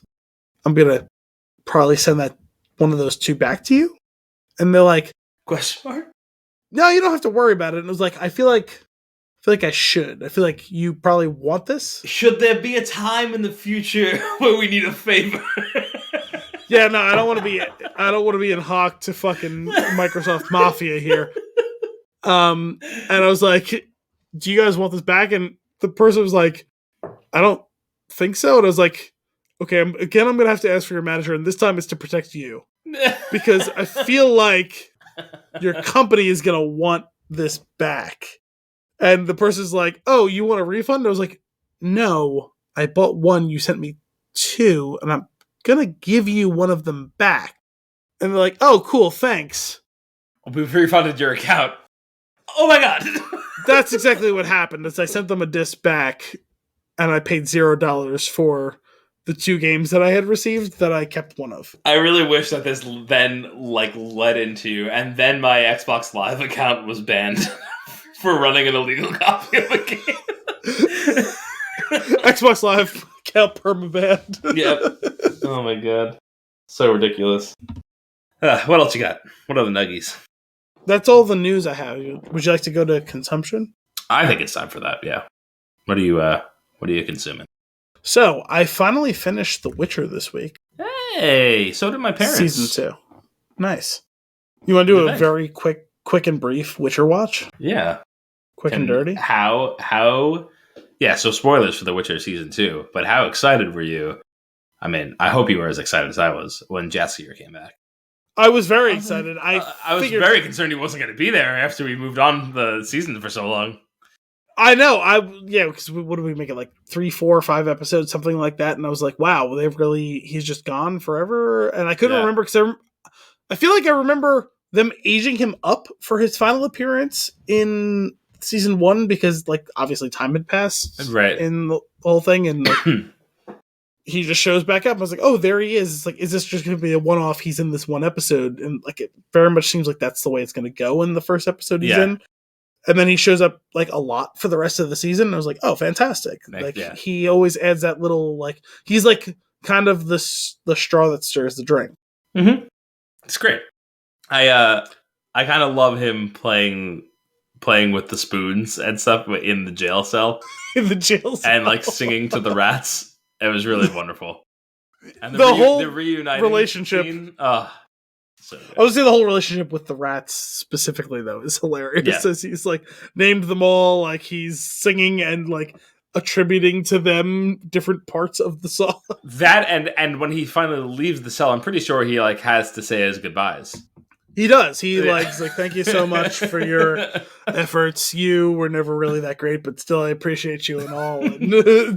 I love when he just can't bite his tongue when the guy is saying something about his Am I going to say this? I am. But yeah, it was entertaining. It was interesting, like, you know, very different in being like a very streamlined story this time around. Yeah, it's supposed to last season where they had like the 3 timeline things, which I appreciated, but loved it wasn't something they could repeat in this season. So. No, it would feel too samey. Like there's a novelty there of like it being like piecing it together the first time you're watching the first season. That's like nice. And then not just that. Suck. That's all true, but also on top of that, they collapsed the timelines. So how could they possibly split them back up again? I think you could. I think a good writers could figure it out.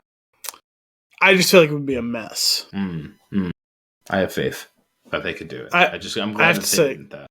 I really enjoyed it. I thought that a lot of the reunions and recombinations of characters was interesting. I thought some of the new versions of the interactions where you had like Geralt going to meet what's his name? I totally drew a blank on his name. That mage who's Yennefer's friend who was kind of helping love triangle elves. Yeah, like it was just like a weird thing for that level of crossover with only like a tangential reference to the fact that like he's friends with Triss and Yennefer, and it's like, oh, okay, we're just gonna have like a team up for like an episode or so with them, or Triss showing up at Kaer Morhen and she's just hanging out with a bunch of witchers for a while and all that stuff. Like, yeah, I thought it was cool to see those sorts of things. I really don't remember if there was anything tipping off this whole thing with, was it Redenia or whatever, Redenium, whatever the fuck that kingdom was, where they had big plots and plans, but also I have no idea where that kingdom is or why it matters. Right.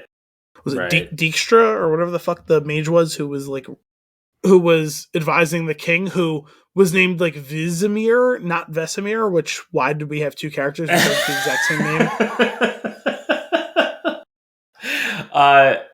Yeah, definitely there are certain naming things that I found confusing myself, but what you was offensive. You sparked the whole scene for me with the freezing of everybody in time and space and slowly murdering them all, and that was really hard to watch. That was gruesome.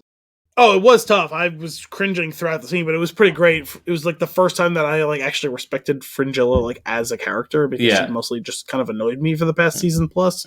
And I was like, oh, okay, no, you've got some things you want to get off your chest here and you want to do, and I respect that. Even though I hate watching what you're doing, because it's pretty the noises to watch. The noises were terrible. Yeah. Ooh. Also, fun fact we discussed last week, I was like, I have no idea what that guy's name is, and it turns out it's Kahir. Yeah, which we find out in like the 8th episode of the 2nd season. No, when she said it, I was like, oh yeah, that is his name, isn't it? I've definitely heard that one time before. What? Oh man, but so you enjoyed it though? I did. Yeah, I will say, big twist at the end. Shouldn't have been as big of a twist as it was, because I had intended to rewatch the first season before this season came out. I just ran out of time, and I totally forgot what the story behind Ciri's parents dying was. And turns out one of them isn't dead. What was it, a shipwreck or something? I really don't remember, honestly. That's the point I'm getting at, is I just flat out don't remember. And I'm going to be honest with you, I might be thinking of Frozen. No, there is a shipwreck situation. Like, you're not totally wrong, although the Frozen thing is an understandable parallel. But I feel like we got some sort of, like, what if it was a dream or a history or a vision that, like, the mother was definitely dead, but the way they said it, so, like, both the parents were dead. Right. And then when Geralt's like, wait, no, hang on. Everyone stop, shut up. How did Nilfgaard know before anyone else could have? Even you. And it's like, I was like, oh my god, this is the most easiest fucking, obvious question in the world. How have I not figured that out? And part of that's because I forgot, because the first season came out like 2 years ago. Yeah, I definitely, I had a similar experience with the reveal. I was like, oh, like, what a cool reveal. That's not that big of a reveal, but I wasn't paying enough attention to this one thing, so it felt like a reveal. I was just, as soon as he said it, I was like, oh, duh, idiot. I'm an idiot. And then, like, they do the whole thing where they're playing it out where, like, Fringilla and Kahir are walking behind Emir, who we've never seen to this point, and they keep pointedly not showing his face. And it's like, okay, so it's going to be someone we know. Mm-hmm. And it's it's her father. And I'm like, oh, isn't he dead? Hey, aren't you a hedgehog?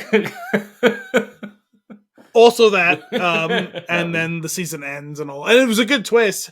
I'd feel better, and like it was more earned if I remembered what happened in the first season exactly. Like, obviously I remember the big picture stuff, but like that was a little obnoxious to me. It's like, I feel like I was 100% certain he was dead. Not like he's probably dead. Yeah.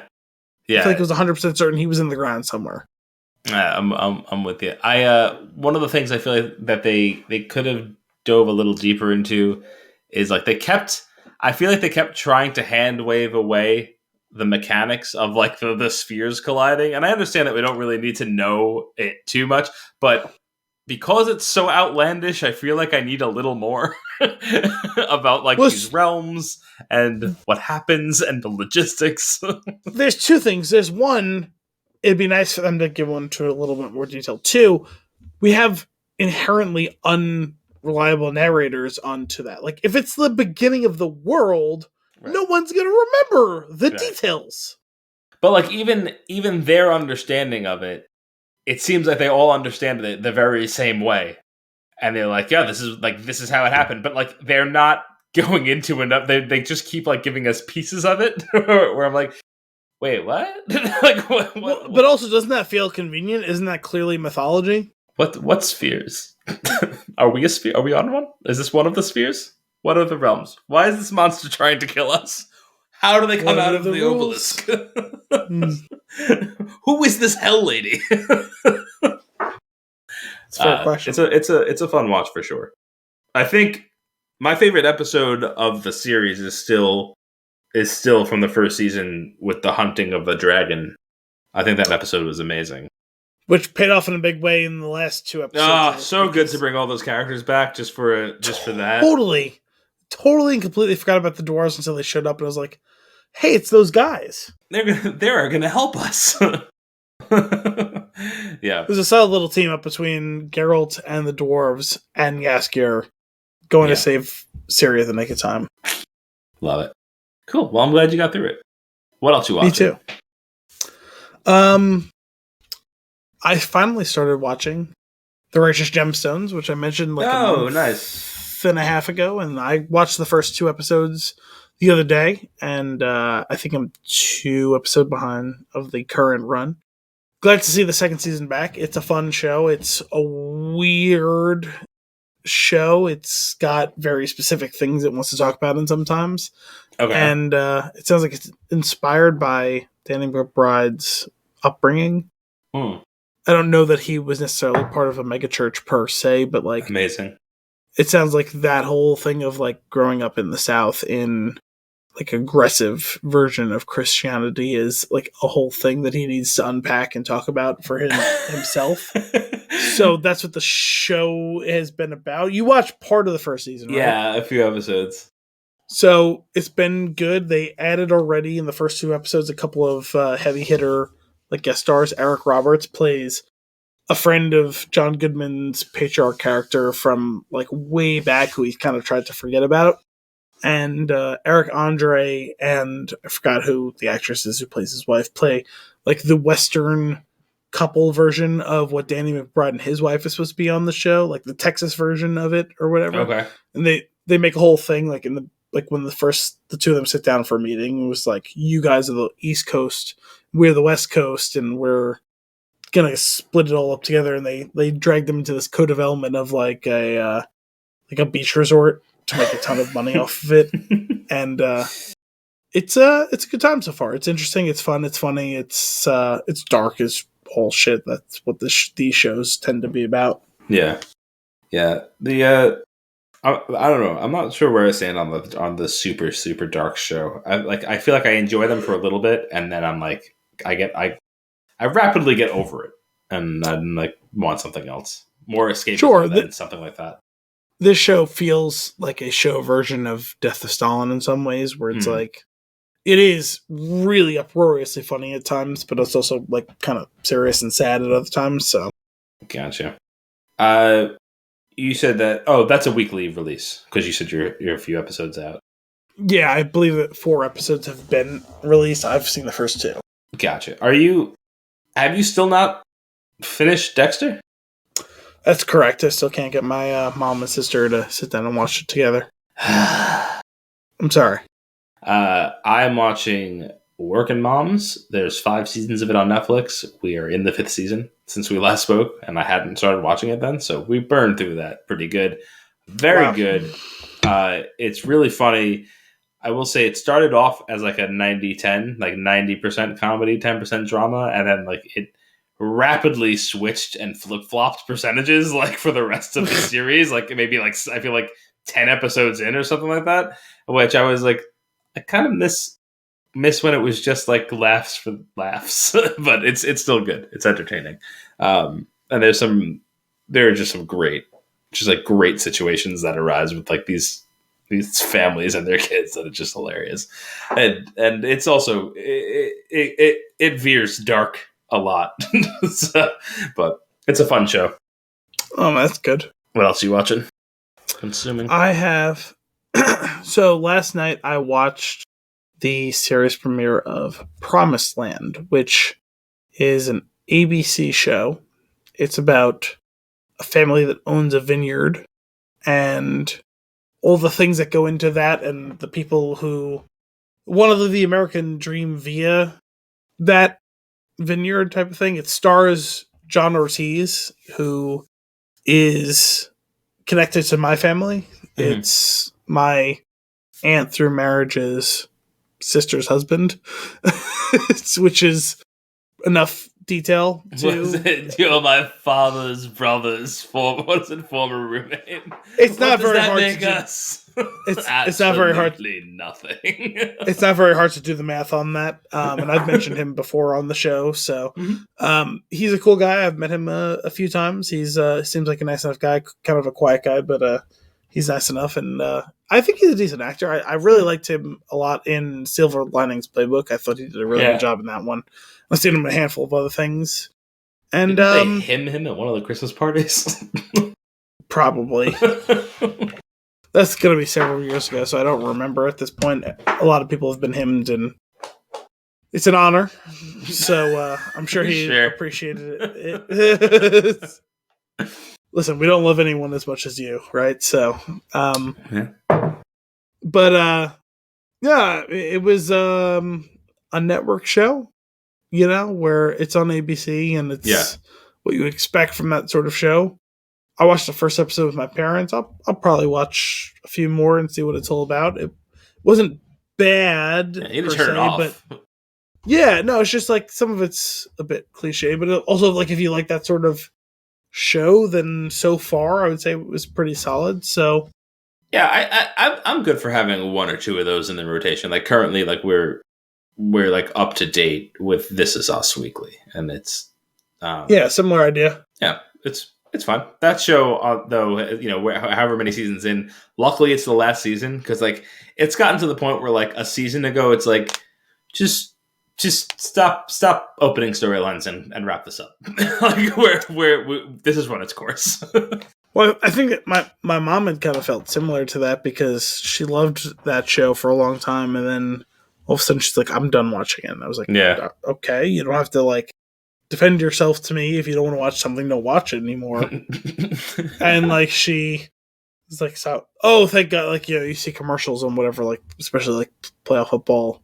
She's like, "Oh, thank God, it's finally over." And it's like, I'm like, "You don't watch it anymore. Why do you care?" She's like, "Oh, it's just ridiculous at this point. Like, it just needs to be done." Which maybe that's the case. I don't know, but yeah, it's the case. It's not that. I mean, it's not terrible. It's just getting to be a little bit boring with like how like the storylines are. Like they were interesting the first time around, and like I don't know. It's they've been teasing at bigger things that are going to happen, and it's just like you can get there now and wrap it up.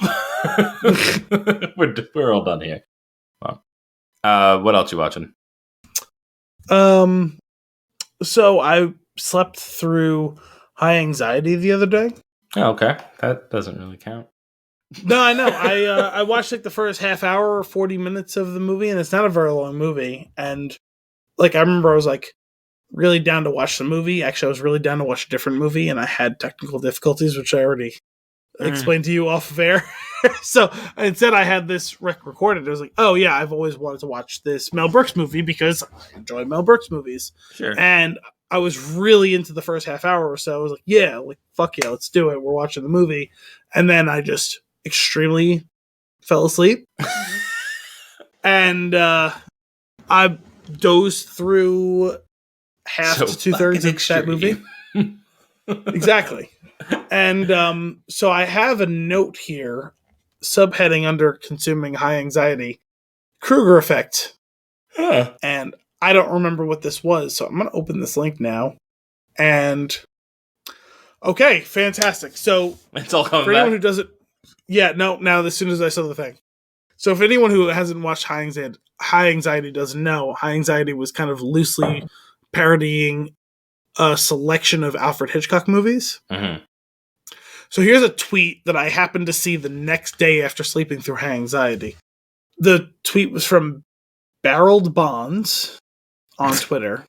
From Mel Brooks's memoir, this joke Hitchcock suggested is fucking hilarious. Wow. I couldn't believe it. Dutifully, I was there every Friday for pointers from the great Alfred Hitchcock, as well as a free lunch. On one of those occasions, he said, "I've got a joke for you. Maybe you could use it." And then he told me the following. Quote, "Our hero is running from someone who's trying to kill him. He's running full tilt, full speed. The killer is right behind him and closing in. He comes to a dock and sees a ferry. The space between the ferry and the dock is about 8 feet. He leaps with all his might and comes crashing to the deck on the ferry. He just makes it, but unfortunately, instead of going out, the ferry is coming in." It was really funny, but I could not find a place in the script to use it, parenthetically. And I never told him it was much too expensive to shoot, close parenthetical. So that was a quote from Mel Brooks in his memoir about, apparently he took some sort of weekly meeting with Hitchcock while making, or in the lead up to making, High Anxiety. And Hitchcock pitched him what would be a funny bit to do. I like it. That's great.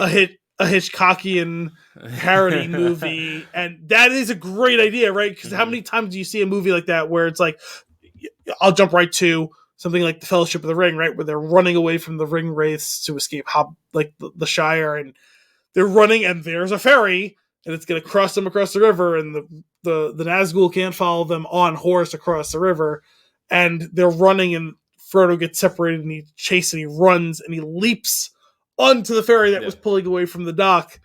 And that would be hysterical on the inverse, where you think you're leaping to the escaping ferry and actually the ferry is coming in. That is a great bit. It's also like a really interestingly self-aware jest at like how his style plays out.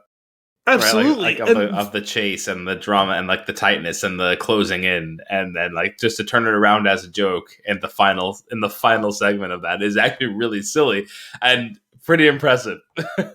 It is, and it's great because it's funny because I think from what I understand of Hitchcock, he was a pretty serious and intense director, but it also feels like from what little bit I know about him, he was able to get the joke and do a bit of a wink and a nod to the fact that it was like, okay, I did all of these many very memorable movies, maybe some of them not so memorable, but so many memorable movies that relied on big twists and finales and all that, and it's like, let's turn that on its head because it would be funny to take something that's so heightened and serious and make it totally absurd. I love it. That's awesome. But so you were enjoying, you falling asleep on the movie had nothing to do with the quality of the movie, though. Oh no, it had everything to do with me being totally exhausted, which I didn't think I was. I thought I was ready to go. I was raring. It was like I was planning on watching Belfast, and I was like, "Oh, it's an hour and a half. We're turning on at 8:00. That'll be easy." And I was watching High Anxiety. Inconvenience. Yeah, really, barely an inconvenience. In fact, I was watching High Anxiety because I had it recorded because I really wanted to watch it, and I made it through the first 45 minutes of the movie, and then all of a sudden I was waking up and I was like, I feel like I've missed 20 minutes of this movie, and it's because I had. Yeah. And then dozed through the rest of the climax, and so I really have very few memories past a third-ish to a half of this movie. I'm gonna have to watch that one too. I have the Mel Brooks catalog, but High Anxiety lands in the small group of movies that I own and haven't watched. I figured that was the sort of thing where I know you own the SIP. I didn't know how many of them you've seen. I know you've seen all the big ones. I had always wanted to see this one, even though I've only seen one or two of the Hitchcock movies. Mm-hmm. And I was enjoying the little bits of it. I didn't 100% get every reference, although some of it was zeitgeist stuff that I did get, even though I'd never seen the movies. Sure. And just the whole concept was great. I love Mel Brooks. It's got all of the big major Mel Brooks characters you want to see in it. So I was enjoying it. I just didn't make it through. I dozed off, and I had like 4 or 5 like things where it's just like I have no idea what was going on, and like sections of the movie that I was like, I'm not entirely sure where that came from exactly. So I'm gonna have to go back and watch. Like I won't probably have to rewatch the whole movie, and this movie isn't that long on its own. So, but I probably have to like fire it up from like half hour in and be like, okay, from here on, let's just re-experience what bits of it I got, and right? Try and get the best of it that I can. That's funny. I'll have to check it out. Anything else that you're watching or half watching? I mean, it's fair. So we had Promised Land, we had Righteous Gemstones, we had High Anxiety. How about our weekly fullcast update? Sure. Subheading on the weekly fullcast update is Arrest That Boat. It's about the Staten Island Ferry. No, but it is about, as I was alluding to earlier with the maritime law. Oh, right. So this week on the fullcast,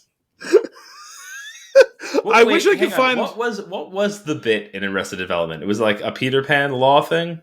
What was?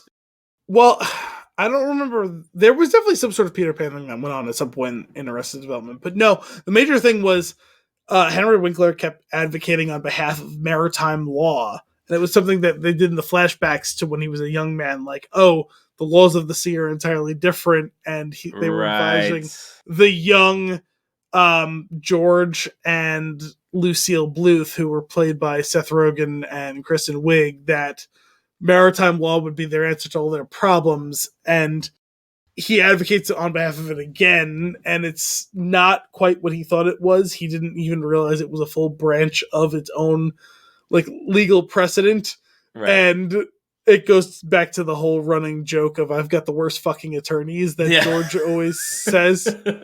And in the show, it ended up resulting into them advocating on behalf of going on the mock trial with Jay Reinhold, who was Judge Reinhold, who decided he just wanted to go by Jay Reinhold, who wasn't actually a judge, even though his name is Judge. Yeah. And that was the whole maritime law thing, that they could only have the court sessions at like 3:00 on a Thursday or something like that. They can't charge a husband and wife for the same, which was not exactly correct, and which inspired one of the many versions of I Have the Worst Attorney. And they did the Judge Judy style show with Jay Reinhold, the mock trial with Jay Reinhold, and they made fun of the judge. No, is that what it says at the bottom of it? The disclaimer, yes. Which now they've like made a parody of that parody, because Steve Harvey has his own Judge Judy type show. Mm-hmm. He's not a judge. And to make fun of that whole like Judge Judy-esque like show, and also to make fun of late night talk shows, which kind of what it was, is they had William Hung's Hung Jury, the guy from American Idol who sang She Bang. Oh my goodness. So anyway, maritime law or not quite. This I couldn't find the story, and I was too lazy to go back and find from today's episode of the Fullcast, or sorry, the Shutdown Fullcast, the original story that Holly was reading from. But I found another version of the story, which will have the pertinent details, and that's that. On the Washington Post is the story I have here. A cruise line hadn't paid its bills. It diverted people to the Bahamas to evade capture. 700 people, to be exact, or exact for this headline's purpose. And the reason they brought this up was because this proved that there's a legal precedent that an entire boat can be arrested. Oh my God. Not the people on the boat. The boat itself can be arrested. Boat jail? Yes. And they didn't reference maritime law one time, but it immediately struck my mind, the whole Arrested Development maritime law thing. But no, it turns out that a boat can be a criminal. A boat can be charged with a crime. A boat can be arrested. And so I'm going to read the very beginning of this, because the rest of the story isn't as super important, but here is the beginning of this story. It's a saga worthy of an old-time sea shanty or a future Netflix special. A mighty ship cruising international waters faces arrest over an unpaid debt. But rather than submit to seizure, it changes course for the Caribbean, with 700 guests and crew members aboard. Such is the strange tale of the Crystal Symphony. Last week, the ship was scheduled to return to Florida from a 2-week cruise when a federal judge issued an arrest warrant for the vessel, stemming from a lawsuit against Crystal Cruises claiming nearly $4.6 million of unpaid fuel bills. Anticipating that U.S. Marshals would be waiting ashore in Florida, the Crystal Symphony diverted to the Bahamian port of Bimini, 50 miles away. The roughly 300 guests remained aboard the ship an extra day, disembarked in Bimini, and were offered a free ride to Port Everglades in Fort Lauderdale, Florida via ferry. Oh my god. A journey the company later acknowledged was, quote, uncomfortable due to inclement weather, unquote. Parenthetically, one Crystal Symphony passenger described getting up during the 2-hour ferry ride to throw up, only to find, quote, 9 or 10, unquote, other seasick passengers doing the same. But this is ridiculous. Quote, the end to the cruise was not the conclusion to our guests' vacation we originally planned for, unquote. A Crystal spokeswoman said in a statement. Oh my goodness. The blurb, So, I searched a boat can be arrested. Yes. It was a great blurb that, according to maritime law, a boat can be held responsible for unpaid bills or wages or any damages it causes in accidents. If someone makes a claim against a boat, local authorities can, and this is my favorite part, in quotes, arrest it and force its owner to pay up. And so that was the point they were making, is that there was literally U.S. Marshals deployed to multiple ports in Florida to wait to arrest and detain a boat. The structure itself, the boat, not the captain. What do they do? Not the employees. I'm picturing like a cartoonish like net on a giant stick. We got him. To capture.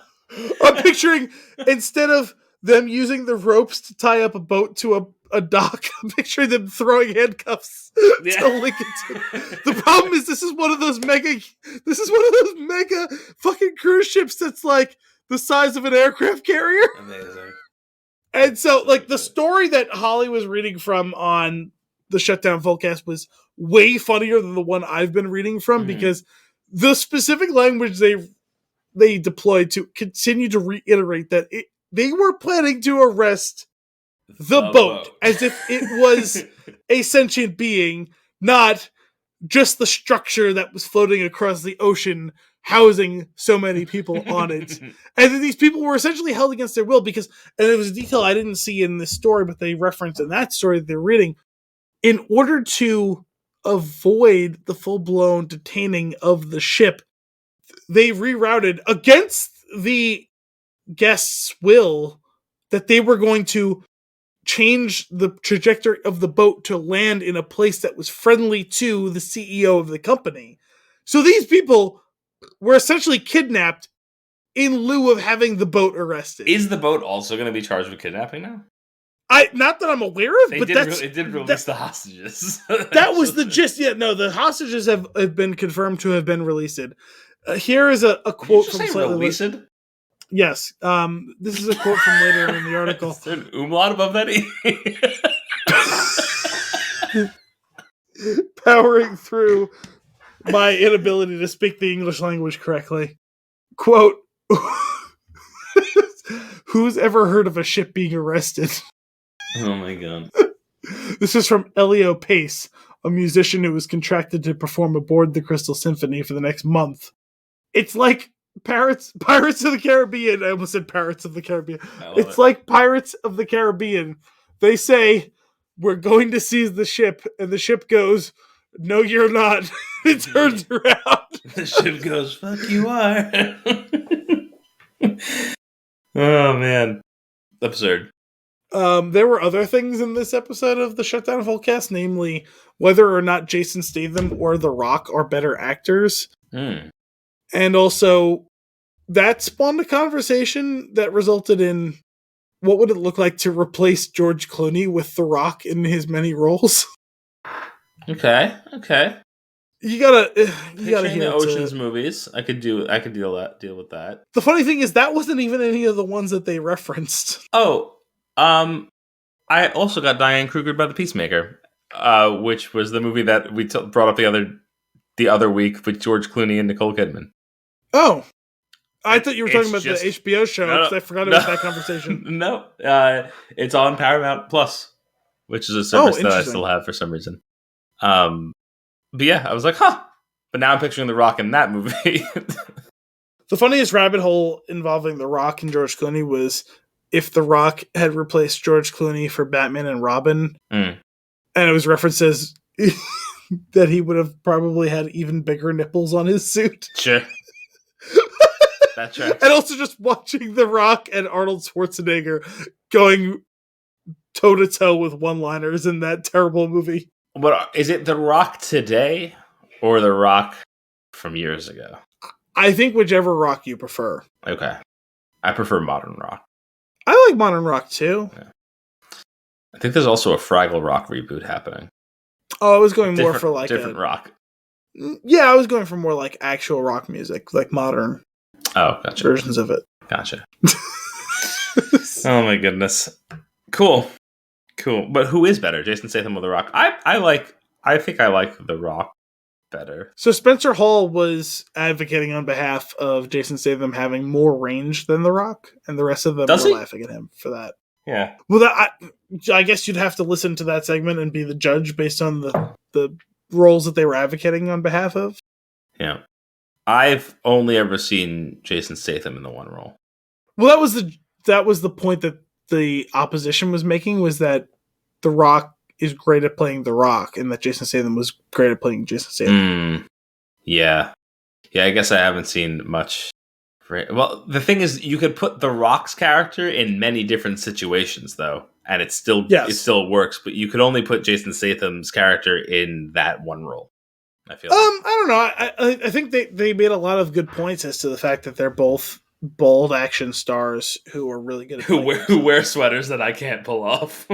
Yeah, and they're great at playing versions of themselves in which they, are just being The Rock or Jason Statham, and that those characters are pretty similar to each other. I think the strongest, the two main tenets behind which Spencer was advocating on behalf of Jason Statham was the Guy Ritchie movies prior to Statham being a mainstream success in the US, like specifically like Lock, Stock, and Snatch. Mm-hmm. And also his work in Spy, the Melissa McCarthy movie. I don't know if I saw that. I might. Maybe I did see it. That movie is really weird. I really didn't want to see it, and then it was on TV one day, and I was like, all right, fine, I'll give it a shot. And the first, 20 minutes or so, I was like, oh, God, this is one of those terrible parody movies where they're just cramming shit in every 5 seconds that's, referential and stupid and not actually that funny, but it's trying to be funny. And then from then on, it became, satirical, and I ended up really enjoying everything past that point, but I almost bailed on that movie right before it got good. Huh. I feel like... No, it's possible. No, you know what? I did see this movie. I remember that exact scene. Okay, cool. Say it's pretty good cast. Melissa McCarthy, Jason Statham, Rose Byrne, Jude Law. Word. Cool. Any other nuggets from the full cast? No, I think that's probably all the important stuff. It was a good episode, though. We're running a bit long today. Do you want to do fun and games? I have a movie ready to go, so... let's make it happen. Was this movie... I'm going right in. Was it released before the year 2000? No. Okay. Before... Wait, hang on 1 second, though, because I forgot to bring it up on IMDb, so... Alright. Was this movie released before 2010? Yes. Okay. Alright. Is it a comedy? No. Is it an ensemble movie? No. Is it part of a series? Yes. Okay. Is it an action movie? Yes. Okay. That's 5. Action. Not an ensemble. Is it a sci-fi movie? No. Okay. Thousands action. Part of a series. Is it the... It's not that helpful right now. Is this a superhero movie? No. Okay. Action. Non-ensemble. Part of a series. Is it based on... How do you normally phrase this one? You know what I'm trying to ask, right? Well, how do you normally phrase it? I'm not going to ask it just yet. Like licensed property? Is it based on IP? IP. Is it based on IP? No. Oh, cool. Is the series still ongoing? No. Action 2000 series that is over. Not based on IP. Not a superhero movie. Not a sci-fi. Does it take place in like modern times? It's contemporary to when it was released. Okay. That's 10. Superhero movie. Is it dark? That's an interesting question. Neither of us ever asked something like that before. I'm gonna say yeah. Okay. I really feel like I have nothing. I have no. That's correct. I've got a dark action movie, part of a series from the 2000 aughts, contemporary. Not an ensemble, not a superhero movie. Is the movie rated R? Yes. Not based on IP. Series is not ongoing. I was like, are we doing Mission Impossible? God damn it.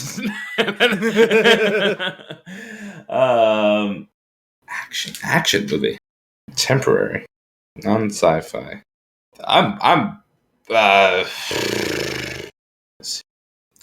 You're only 12 guesses or questions in, so you still have room to play here. I'm so curious. Is it? I don't want to know. I want to I'm so curious about like where this movie is in its series, and I feel like I really need to wait to see if I can figure out what series it is that I'm worried about first. But I don't know how to narrow it down. Action. Dark. Rated R.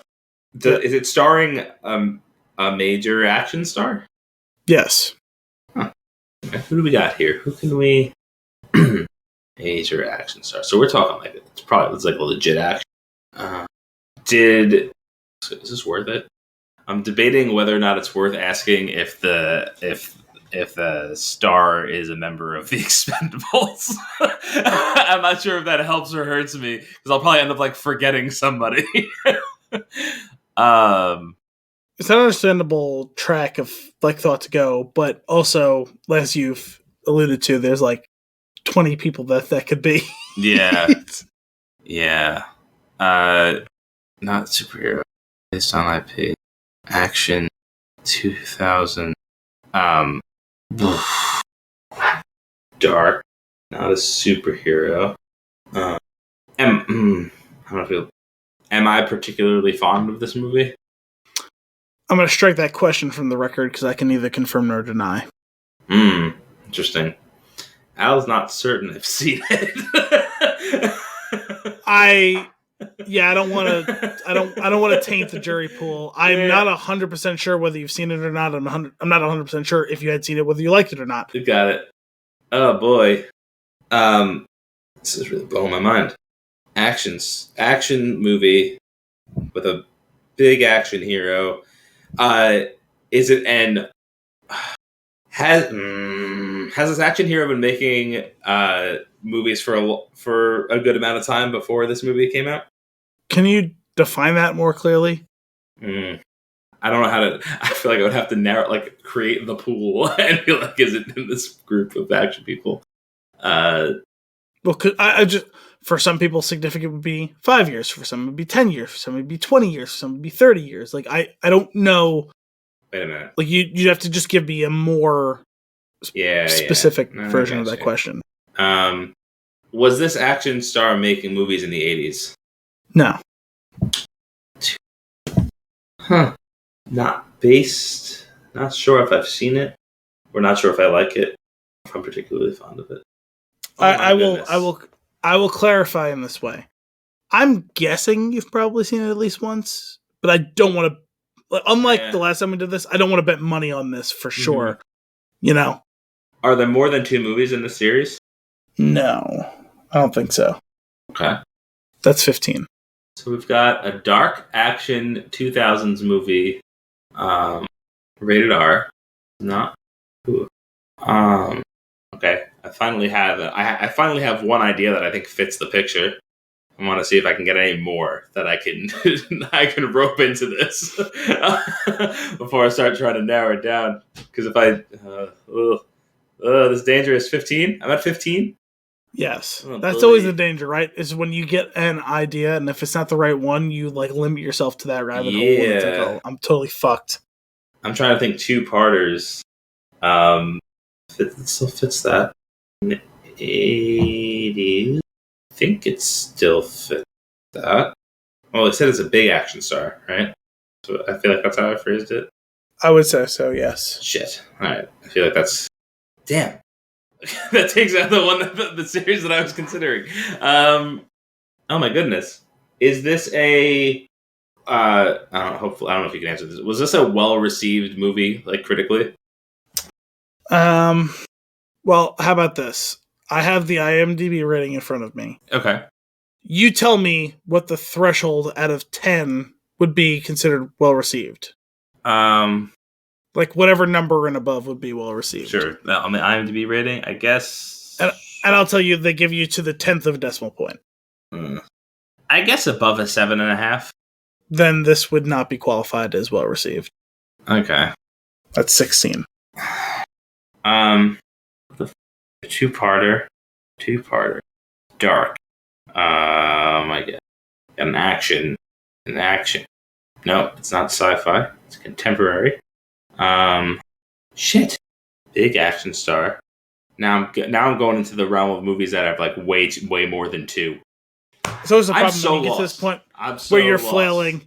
That's always what happens. That's why we when need you like more people. I feel like to do it, like to bounce ideas off of. To the point when you're like flailing is where it's like you start getting down to that like rabbit hole of there's so many options, so there's not enough options, right. And it's you start second guessing yourself, and it's like now I'm like really trying to think of movies that have 2. Like there's 2. I was like, what was that? What was that Vin Diesel thing? There were 2 of them, and then it was. I was like, that's all sci-fi. The Pitch Black, and that's clear. That's not contemporary. Not a also no. It's not a superhero. Not based on IP. Action star. Not making movies in the 80s. 2000s. Jason Statham in this movie. he is. Oh my god! This is the first time I've given you one informed by something we've talked about on the show. So that's 17. Is this the first movie in the series? Yes. Okay. I'm having a really hard time remembering how many Transporter movies there are. Because I feel like all of the movies are the Transporter. Excuse me. Is Jason Statham transporting things in this movie? As the core concept of the movie. No. Was there a second Crank movie? Well, I can't answer any more questions because I think you're down to just you have a guess. Am I? I thought I had at least one more. Well, he's not transporting things. No, Statham was your 18th, and then okay, transporting was your 19th. All right, is it Crank? You're down to a guess. It is Crank. Oh! I thought you were going to get it so much earlier than that. I honestly, like, in the beginning when we said action, I was just like, it's not going to be The Rock or Jason Statham. Fair. But when you eliminated the 80s action stars, though, and had it limited down to 2000s, and it had to be a 2-parter, I thought for sure you were going to get Crank within like 5 guesses from that. I'm going to be honest with you. At that time, those movies had crossed my mind, and I was like, surely there's at least 4 Transporter movies. and to be fair, there's 3 Transporters. And, okay. And that's why I was like, I can't like tip off whether that's what that is there or not. And to be fair as well, Death Race has at least one sequel. I'm not sure if it has 2 sequels, so it could have. Oh, been I would have. Death Race I would have just as never. easily. I would have not in a million years would I have come up with the Death Race. Solid movie, the first one. Yeah, bad but very entertaining. I think I have Crank. I'm pretty sure. Chester Bennington is in Crank in one scene. Is he really? Yeah. It's been a while since I've seen the whole movie. I unashamedly enjoy Crank. I won't say that like Crank is good, but it's unquestionably enjoyable, like entertaining movie. It's that's how I remember it. Not a good movie, but definitely watchable. For sure entertaining. And in the same vein, I would say Death Race is entertaining. I would say Crank is a quote unquote better movie than Death Race, but both of them entertaining definitely of that time. I feel like my Crank copy is a bootleg. I mean, I feel like I'd be upset if it wasn't a bootleg. Right? Oh yeah. It starts with a C, so it's gotta be up here. So. To be fair, I've never seen Crank 2. Crank High Voltage. Is that what it's called? Absolutely. Crank! Oh yeah. What we got here. Oh no, do you know what this is? Hang on. Pretty excited about this. I'm not even sure if you can hear me. Widescreen. I can hear you. Alright, good. No, this is a Blockbuster bin movie. Remember those bins that has like all the movies in here are 30 cents? That's it's a good deal. Try to turn that up. That's pretty much. I have a lot of movies from that bin. Awesome. That's the least surprising thing I've heard. Yeah. I think with that, it's time for our flick of the week. Eternals, released in 2021, rated PG-13 with a 2-hour and 36-minute runtime. The saga of the Eternals, a race of immortal beings who lived on Earth and shaped its history and civilizations. That's the IMDb synopsis. If you say so. That's like a phrase. That's just it's not really like a full. And Al, if you say so, is right. What's your hot take? It's fine. It wants to have fun sometimes. It wants to be really serious sometimes. It can't quite figure out how and when and why, though. 6 out of 10. Okay. Eternals is like a course you need to take to get your degree. It's only offered once every 4 years. It's time sensitive, and no one really seems to be interested in being there. It's the MCU's Justice League. 5 out of 10. I won't go that far. It's competently made. Is it? Yes, like by the most fundamental aspects of like direction. Okay, it's a cohesive. It is a story from start to finish that is pieced together and has some points to make. But ultimately, that's my point. None of it well, right, but like competent. Fully lacking the MCU heart though. Like does not feel like an MCU movie. I mean, is it the worst MCU movie? No, because like as to your point about it lacking the heart of the MCU, like it has it in moments. Sure. But like as far as an overarching like cohesive like picture in that perspective, no. But from the technical perspective, it checks all of the boxes of there's a start and a finish and an end to the movie. The story is told adequately from start to finish. I will say there are some scenes that are really kind of like gorgeously like shot or at least like set up where it's like this is too competent for what you're giving us overall. Yeah. I'm more talking about like little moments than like the big picture things where it's like a scene with like 2 or 3 characters and they're having like a character moment and it's like, oh wow, this is too good for this movie. Yeah, because it doesn't tie to other things that goes on. There's a lot of like those little moments because there's these pockets of good.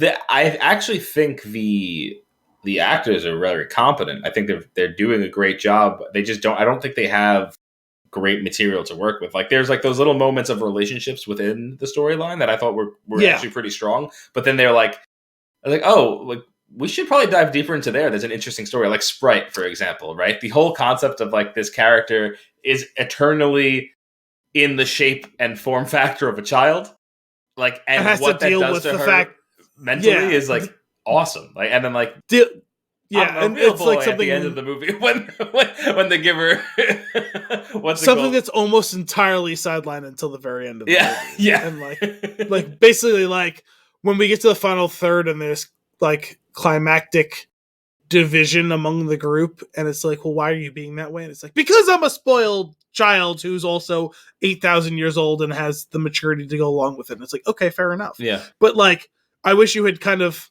done more than just hint at that vaguely and obliquely for the last 2 hours. Right.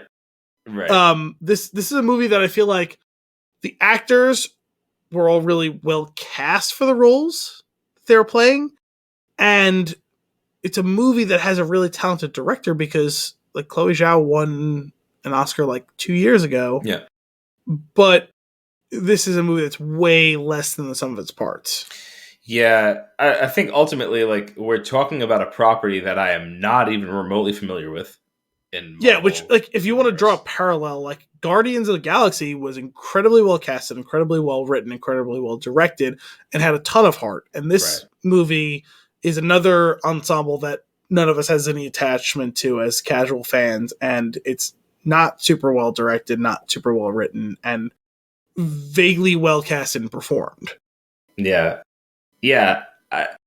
I don't know. It's just really clunky. Like, I'm watching the movie. I want to be invested. I'm fine with it. I did nod off at one point and rewind it, and I was like, "Huh, that doesn't happen to me often." That's kind of what happened to me too. When I was watching it, I dozed off about a third of the way through this movie, and the thing is, I remember that I was not 100% conscious, but I also never went totally out because I rewatched that scene, like the sequence that I was concerned with today, like an hour or so before we started recording. And I was like, oh yeah, I definitely saw these things and retained almost none of it. Right. Because like enough of like what happened right after what I could remember. I was like, yeah, no, I remember all these things. And I remember when I was watching it, this kind of making sense, but I retained none of what led to it. And so like, that means I have no memory of watching that. Yeah. And what's funny was I actually went back even slightly a bit before that point, and it was when, not far enough to even remember the full context of the scene, but there was some ancient war. It sounded like it was in Babylon or something like that. I don't remember what was going on and why it was happening. Yeah. But I rewatched almost that whole scene right after when Angelina Jolie's character first loses her memory and goes berserk. Yeah. That's a really good scene, and all the actors are really good in it, and it's well written and well directed. And it's like, fuck, if that was the whole movie was that, this would be like a 9. Yeah, but it's not that. It's not. Yeah, it's like, oh, right here is where you see, oh, this is an Oscar-winning director directing multiple Oscar-winning or Emmy-winning or nominated actors and actresses with good script. It's like, oh, this is a really good fucking scene about the family dynamics of these superpowered people who are trying to fit into the world that they don't quite understand, with a mission that they don't understand, and I can understand how that would make them a little fucked in the head, considering they've been doing this for thousands of years, and they're grappling with whether they've been lied to or not lied to, and who they've been lied to. Is it by their handler or by the person who runs their handler? What's going on here?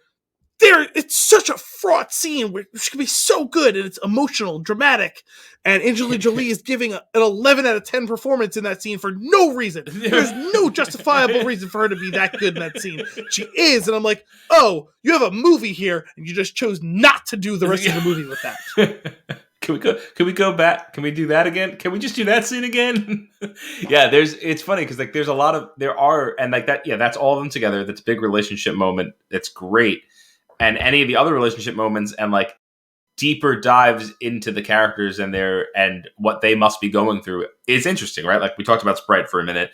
Like you talk about like Icarus, who like when you understand that he actually knows the plan, like later on, and like what that must be doing to him mentally, like the gymnastic that he's running through, like he's in love with one of these characters. He knows that they don't know. He knows that they're going to have their memories wiped eventually. Like there's so much darkness in that. Yeah. But even he doesn't have it all in that scene though. Cause that's well before, what was her name? Ajax. Ajax? Yeah. I totally forgot all their names. Isn't that a cleaning supply? Sorry. I totally remember Ajax, yes. I totally forgot half of the characters' names in this movie. He doesn't even know that at this point, right? But you in this scene I'm talking about, where they're inside of this like ziggurat, I think it is, right? Like the Babylonian pyramid type of thing. Well, there's a war going on below them. I forget what tipped off Angelina Jolie to start attacking her own people in that.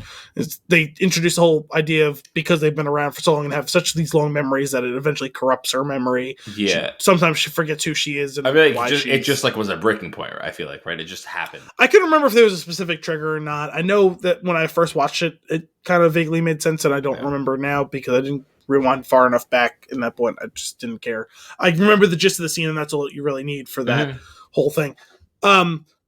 There's in that scene, you have a big performance for her, and you have a big performance for the Barry Gojin character.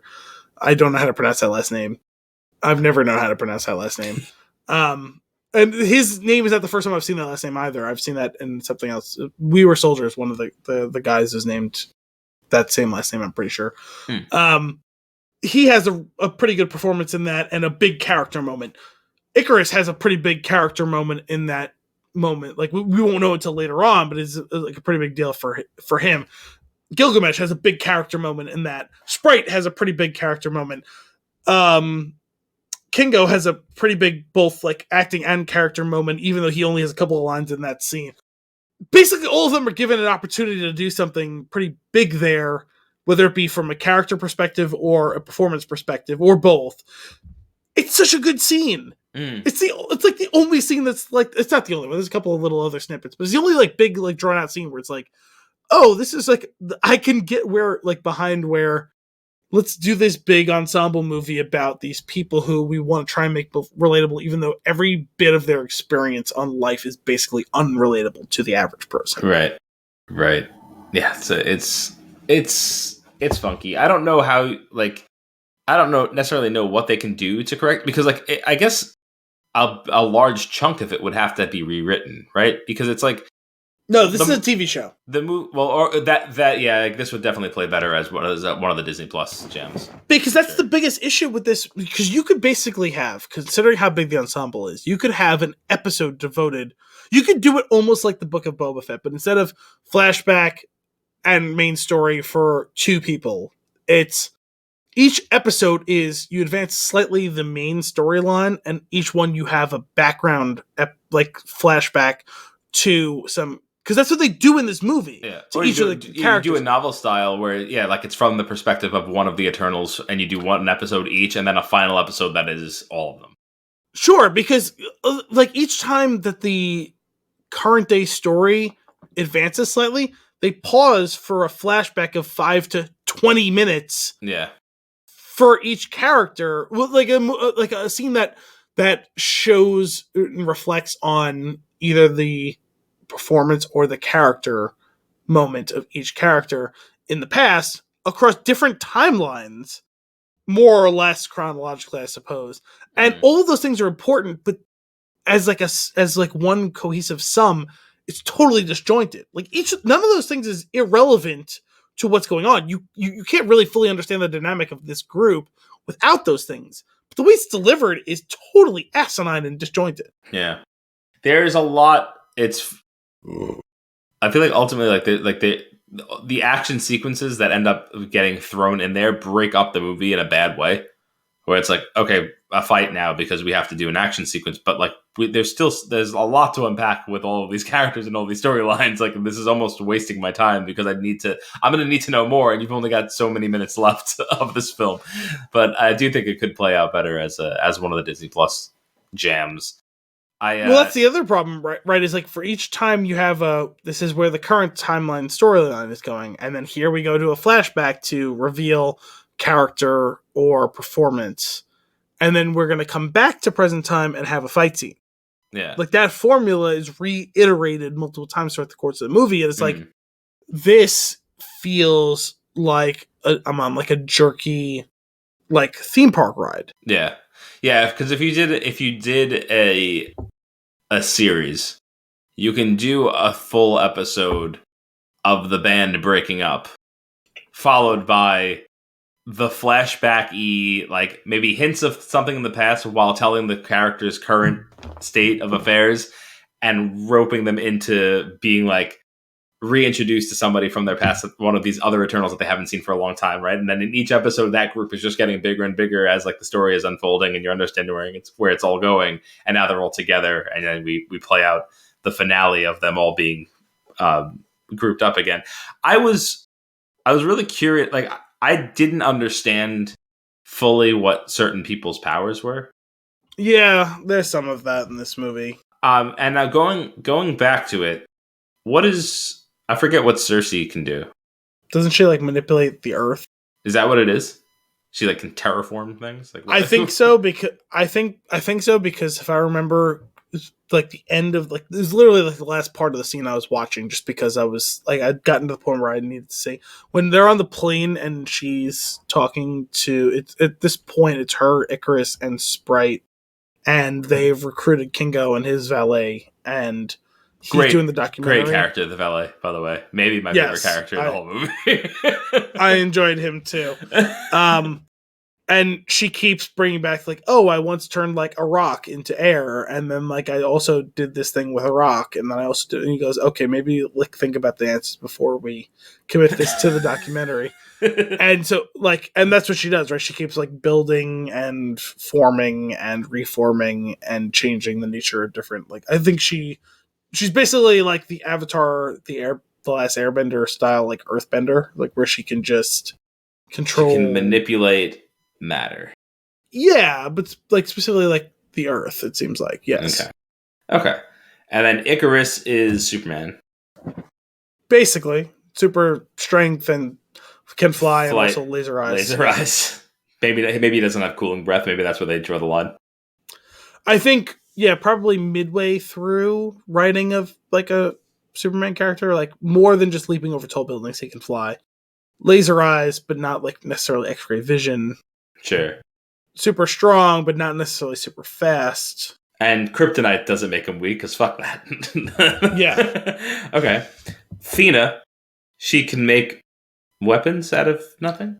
Yeah, super strong and fast, and she seems to be able to manifest weapons from like some sort of ethereal power, yeah. Ajax can heal people, I think. Honest to God, I have no idea, but yeah, that sounds right. Right, because then I remember like the creature thing, when when the deviant absorbs her, it gets the regenerated power. So I think so. Yeah. Kingo can shoot finger guns. Laser finger guns. Laser finger guns. Okay. Also, super jacked. The steroids will do that. Right. Sprite is kind of like a Loki illusionist. Yes, could create copies or whatever. Right. Yeah.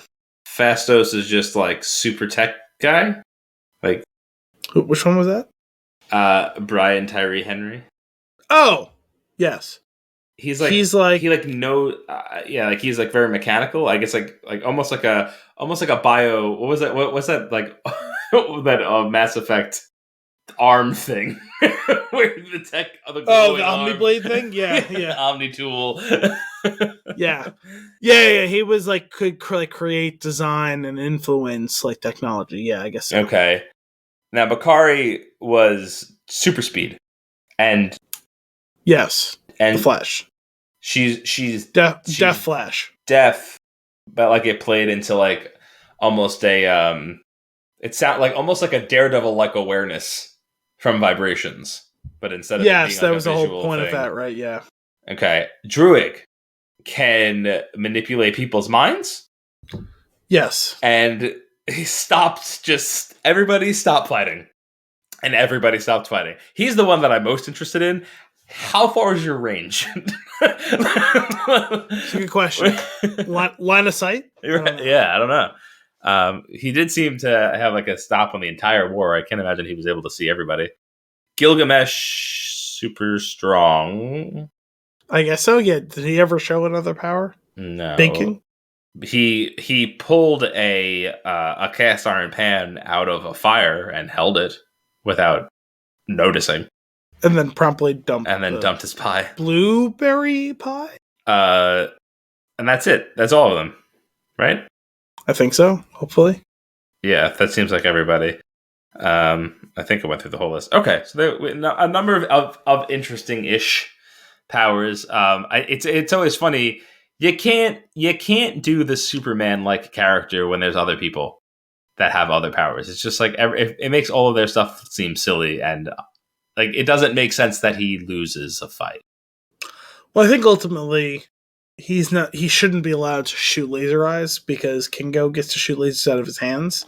Yeah. And if Icarus can fly and be crazy strong, he shouldn't get laser eyes as well. Yeah, like it almost seems that Icarus has everybody else's power. But he doesn't though, because he can't do some of the things. So like then I was like, okay, so what is your deal?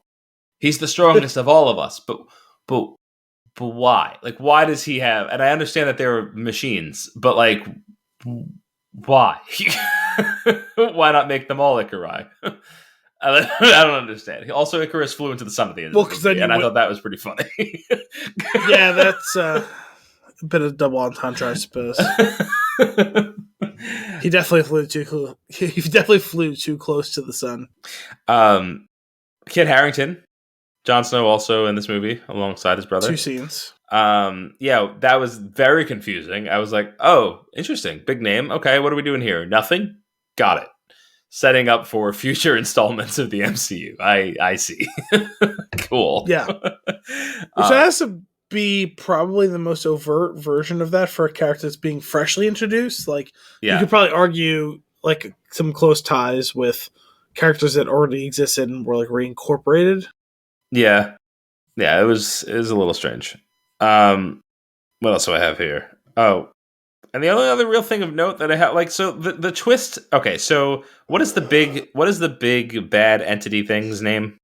Which one? The one that was technically their boss? Yeah, Arishem. I don't know anything about Arishem. Hey, Arishem is a celestial.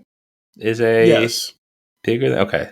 So the celestial being in the core of the planet goes all the way back to Guardians 2, right? Where Ego is planting seeds. Yes. Okay. All right. Cool. So I got that much.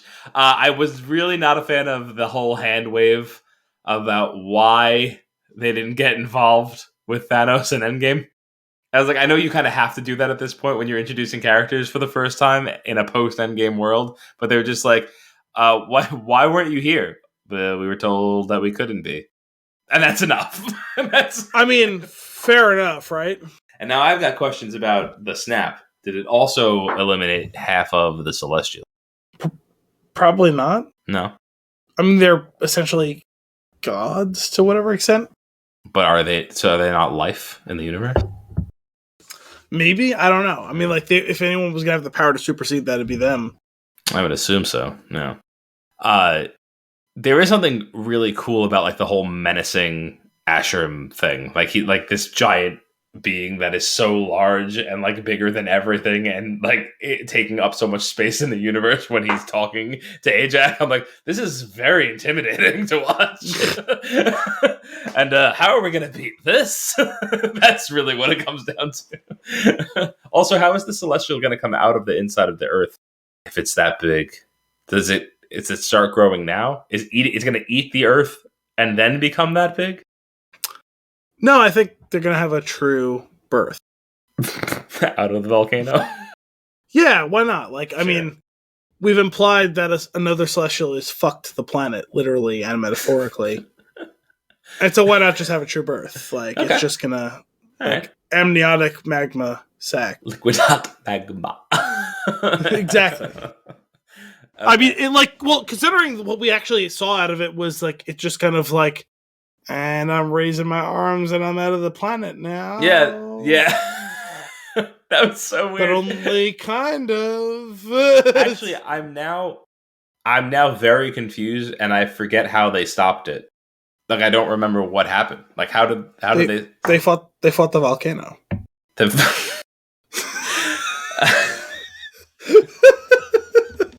Okay. Wait, but seriously, was it that? Cersei was able to like stop it with retrapped the Celestial inside of it, though? Yeah, she can control the Earth, and she tried jamming the giant boulders back into the volcano's spout, but mostly she used the power of ice and froze the world. Okay. Vaguely. right? I just feel like this is still a problem that this thing is inside the planet. And not just inside the planet, but like it's not just like popping out and like strolling out of like a spot. It's just kind of like, my arms are out now. Yeah, it's emerging. Oh my god, so weird. Yeah, the twist of the fact that like, the Eternals are really there to build intelligent life so that the Celestial can feed on it. That's an interesting concept. Sure, just undermined by how stupid and obvious the whole thing between them and the Deviants was. Yes, very stupid, painful, really. And then the whole, it just seems silly, like that Ajax, like one of the Eternals can know. Okay, now two of the Eternals can know, and nobody else can because they'll rebel or they'll fight it or what. But like, if they were created by the Celestials to do this work, wouldn't that be part of their programming? I'm actually kind of okay with that because that kind of goes back to the whole idea of like godly. I'm going to say mythology very loosely here, right? Where it's like, yeah, you have like a person is born with free will, and then they ultimately do or don't have free will to do what they want to do. And like, that's like the same situation here, right? Where it's like, okay, we like birth you and you are created in our image as a celestial, and you're going to do as we instruct you to do. And they show up and they go and do it. And like, we see similar like stuff with that in history and even like modern day, where it's like you have like a religious fervor to do this thing, and you're going to go do it, whatever the misgivings or evidence is otherwise. Okay, all right, I guess I'll allow it. Yeah, but then ultimately, it's all ends up being very flat in the end. Like, for a lot of it, there's not really anything, any real thing. Like, I'm not looking forward to a sequel. I imagine that it's going to have implications in the greater MCU because of how drastic the situation was. But at the same time, I'm looking forward to a sequel insofar as that it will hopefully provide context as to why I should give a shit about them going forward. Yeah, because like you have like an Easter egg like post-credit scene where like after whoever quote unquote survived or didn't survive like ended up happy-ish, that whole thing gets flipped over on its head as we see. Like, oh yeah, no, that was too easy for you ultimately, and you think you guys like stopped a god, and you basically stopped a godling, and here's what a god looks like. Yeah.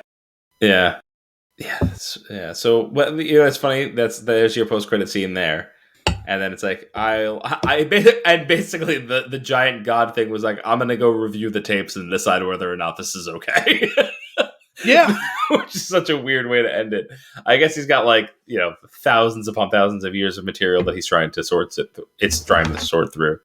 Absolutely. So, but then we got a post credit scene that is completely. It's like, oh yes, the Jon Snow character, the Kit Harington. Let's bring him back. Not tell you who he is unless you have a deep understanding of the lore, like of the lore. You have to I'll have to look it up. I don't know anything about these characters at all. So I didn't know who he was. And then you hear a voice, and again, had to look that up because I was like, okay, who's that supposed to be? Turns out it's supposed to be Blade. That's pretty cool. I'm excited about Blade. No, there's no way you know that. If you do, you're like, I feel like you're part of this really niche audience that this particular movie was made for. Or you recognize Mahershala Ali's voice sight unseen. Yeah, which is crazy to me. I mean, even in hindsight, it almost seems like it was modulated slightly. So I don't know that you could necessarily know that, but whatever. Yeah, no, that's fair. I'm pretty pumped to see him as Blade, whenever that may be. I'm still, I'm still curious as to what direction that goes in ultimately, because we haven't had any news on it. Yeah, that's a good point. But anything else on the Eternals? No, I wanted more. I mean, there was same.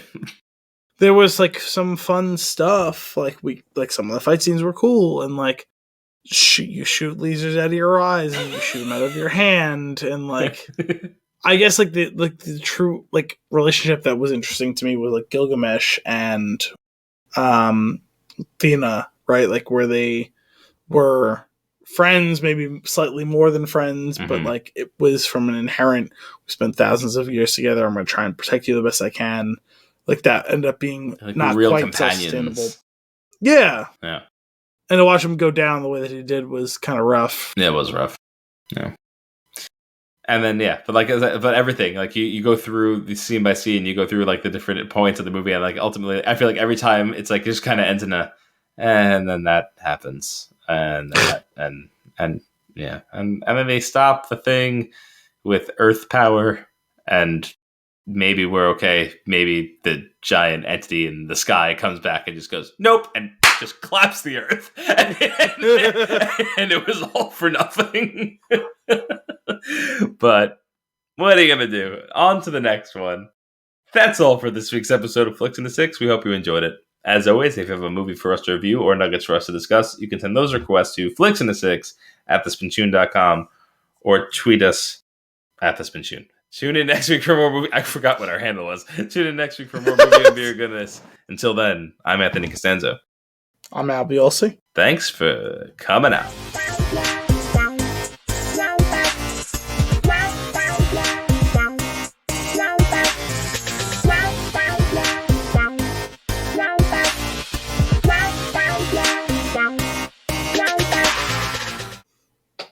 Mando Watch.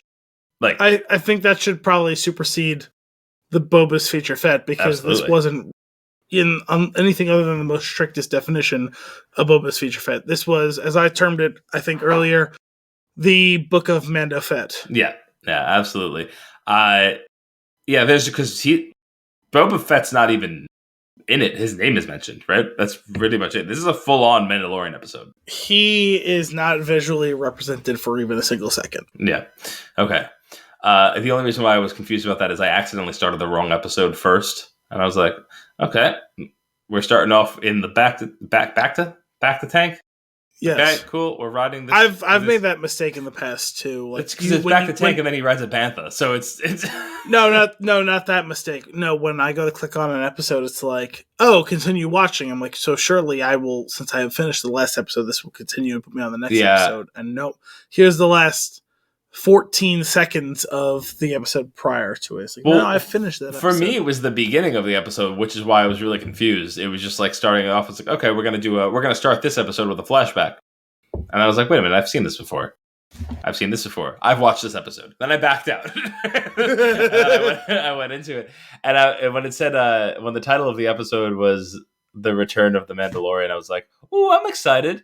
And then I really didn't expect to get a full-on Mando episode, but I really enjoyed it. And there's been some fun to be had in the Book of Boba Fett, but this was my favorite episode so far. Probably, yeah. And that's not a great sign for the Book of Boba Fett. No, and that's kind of going back to the point I was making earlier about like Sepinwall's like hypothetical that maybe like Favreau is just viewing this as all one big television show, and that each like section of it informs the rest of the tapestry to come. Yeah. So going through this, like we kick it off real strong with silhouette of Mandalorian armor. So it's like it could be Boba Fett. Don't know really how this is going to play out this episode. And then we got a little bit more of that, like with that Western vibe. And sure enough, it's in Djarin, and he's coming in. He's collecting a bounty, and we finally get to see that with that Darksaber do some damage, and that was really fun. Like, and seeing him wield it and struggling to wield it and like getting hurt along the way was actually like it made for a pretty intense sequence. Oh yeah, I mean, it'd be like watching like a Lord of the Rings type movie, and like Aragorn is like flying around with his sword. He's like slicing everyone up, and then all of a sudden almost chops off his own leg. Yeah. Like, well, how'd you manage that? It got heavy. That's pretty much how it was explained to me watching the show. Yeah. But that was pretty cool. He killed one of the dog-faced people. A lot of the dog-faced people. And they pretty good amount of them, yeah. And then we find out that we're actually on a Halo ring. And this is where Star Wars and Halo crossover.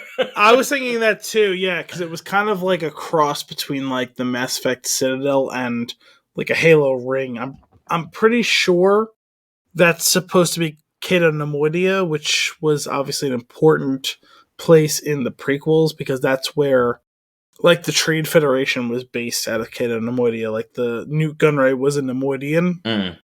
That's where, if you remember in the final scenes of episode 3, when Master Plo Koon gets shot down over, like, some city that is racing across, that's supposed to be Cato Nemoidia. He's actually doing the loop of the ring. Oh, interesting. They, because if you look at the perspective that's shot in that scene, which is, it's very small, like, if you weren't aware of the expanded universe, like, you might not even be aware of the character's name. As that's, like, going, like, he's Rick racing along, you can kind of see that, like, the perspective of the landscape looks a little bit off. I'm pretty sure that's what it's supposed to be. Cool. There was an episode, actually, I think it might have been more than one episode. I think it was like a multiple episode run on Star Wars Clone Wars on, well, I guess now it's on Disney Plus or whatever. They did a couple episode run on Cato Nemoidia, and, like, I think Newt Gunray's still there, and he's still playing both sides of the conflict between the rebels and the Empire. And they, like, I remember them having on Clone Wars, they did this whole, like, thing where it's like, oh yeah, even though the Trade Federation's based out of here, it's its own thing, and, like, I think Padme goes there and she's trying to rally support to keep Cato Nemoidia, like, part of the Republic, but, like, she almost gets assassinated, and there's this whole thing, and it's very obvious that they're kind of like a area of, you can't trust anyone because you don't know who is on which side of the conflict, and they're trying to, like, drawing at the conflict there. Huh, interesting. So I'm kind of curious though now, like what was I wonder if there's, like, a deeper reason behind staging those events there, or if is it more just, like, foreshadowing that we're also gonna bring in some other tech from the era so that, like the foreshadowing that we're gonna get, like, that Nubian starship later. I mean, like, that's definitely not the last we've seen of that starship, right? Which is it was such an awesome sequence of rebuilding it. Also, when they were uncovering it, I was like, I swear to God, is that Anakin's pod racer? Like, what's going on? That's what I thought too. When she's unleashing it, you see two main, like, pieces, like, up ahead of what the rest of it is, like, that's not a ship, that's a fucking pod racer. And she flips it off. It's like, oh, okay, it's a Nubian starfighter or whatever. I don't know where they go with that. Obviously, I think it's a big deal that she hollowed out the droid port, and, like, for Grogu. Looks like that's got to be where it's absolutely Grogu. It's Grogu's port. Yes, but on the other hand, it's like, okay, like, the Razor Crest was, like, honestly kind of a piece of shit, but, like, it's big enough that you could have a bunk in there. It's like, oh, we're on, like, a hyperspace journey that's going to last us a week. You can sleep in the bunk, and, like, you can walk around the ship slightly to stretch your legs. Like, it's not just a starfighter. Like, there is no cockpit here. Like, the cockpit is, you sit in this seat and you fight. Yeah. It was really cool though to see that ship and that style in action again.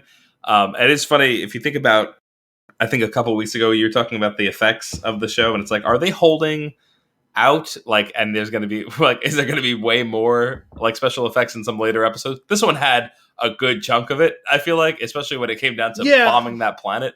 That was pretty cool. Also, like, you get big fight scenes with the Darksaber, and, like, that's going to require something of you to, like, show on screen.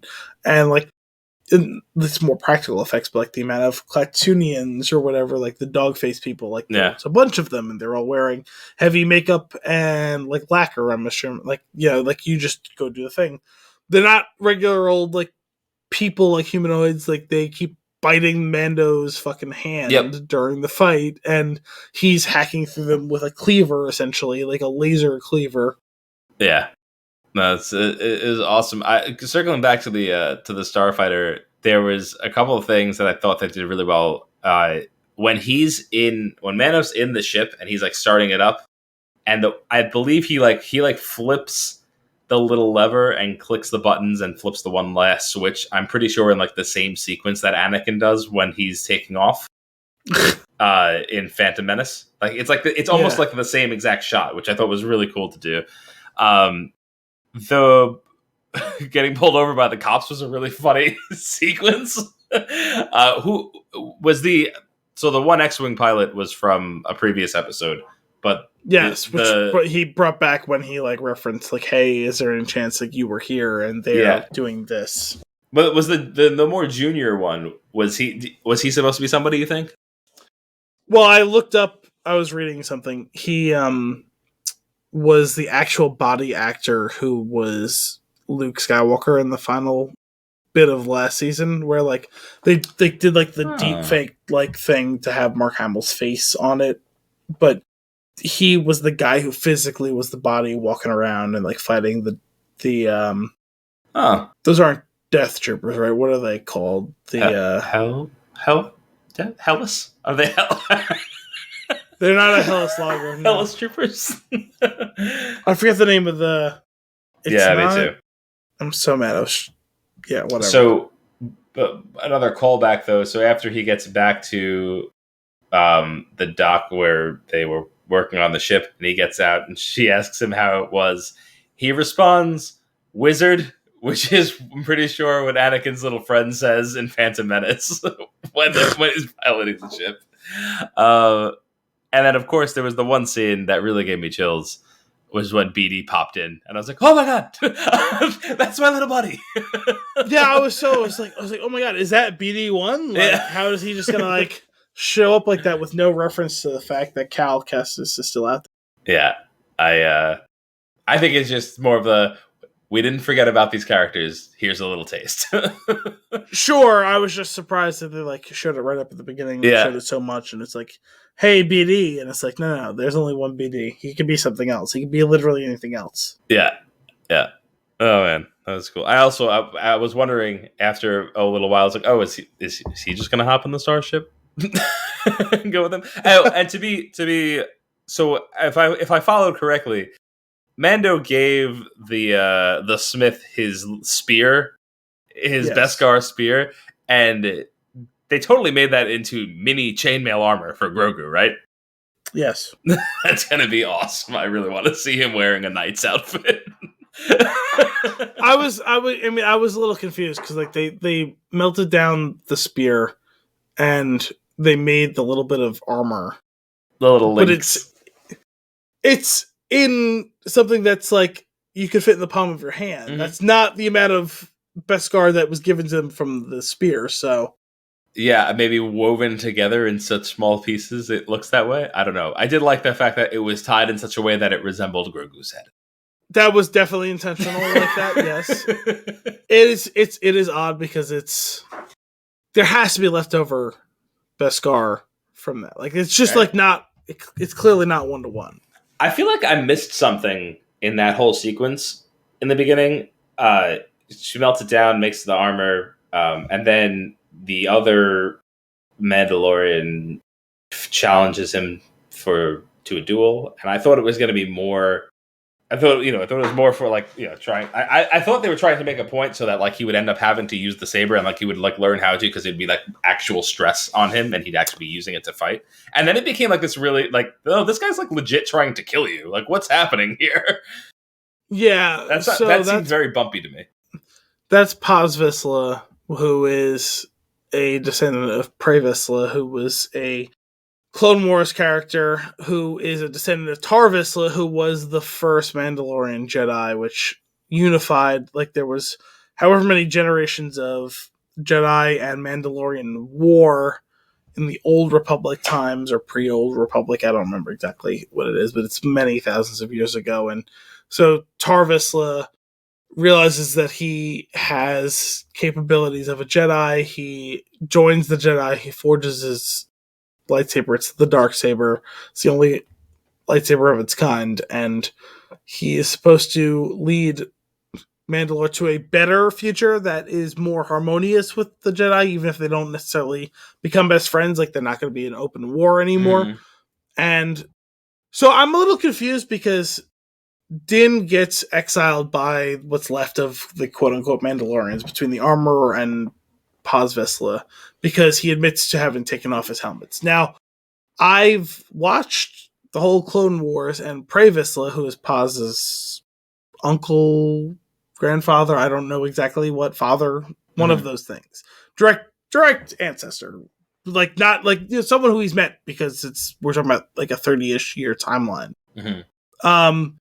So they're the children of the Watch, right? Like the Armorer and Paz Vizsla and Din Djarin have all been part of the Children of the Watch, which is a splinter group from Death Watch, which was a splinter group of Mandalorian culture in the Clone Wars show.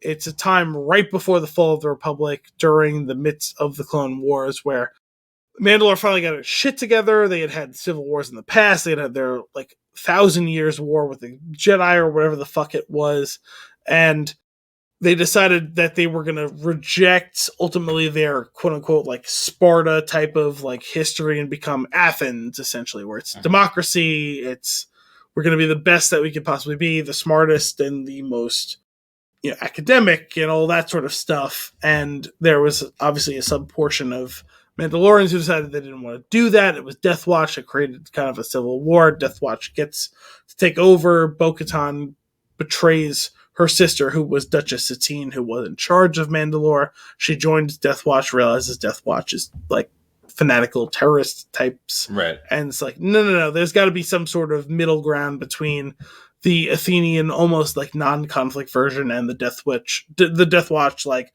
we're going to kill our way to the top type of like thing. But Pre Vizsla was the traitor who was part of Death Watch, who had been part of like the Athenian-ish government of Mandalore. You see his face 1,000,000 times. And other Death Watch members as well. And now the Children of the Watch, if you show your face for a second, you get disavowed. I've never understood this. It really came to a head in this episode for me, because I've not understood it all along. It's like, okay, fine. You could make the argument like, okay, maybe it's okay to just be seen among other Mandalorians, right? If you only take your helmet off among other Mandalorians, because like otherwise, like, how do you reproduce, right? If you get married to another Mandalorian, like I imagine behind closed doors, you're allowed to take your helmet off with your wife. You can take the rest of the armor off. Makes for awkward lovemaking, but regardless, we've seen Death Watch characters' faces before, and so I'm curious as to why it's so strict about this, because we haven't seen a good reason for that yet. I'm not saying there hasn't been a reason, but we haven't seen a good reason for that before. I can understand if you want to say, hey, listen, limit the amount of outsiders to see us, but you'd think among your own people you'd be able to be seen, and yet Death Watch routinely had his helmets off. Maybe this group is so fanatical, and maybe they're like not really who they say they are, and they're trying to keep that all hush hush.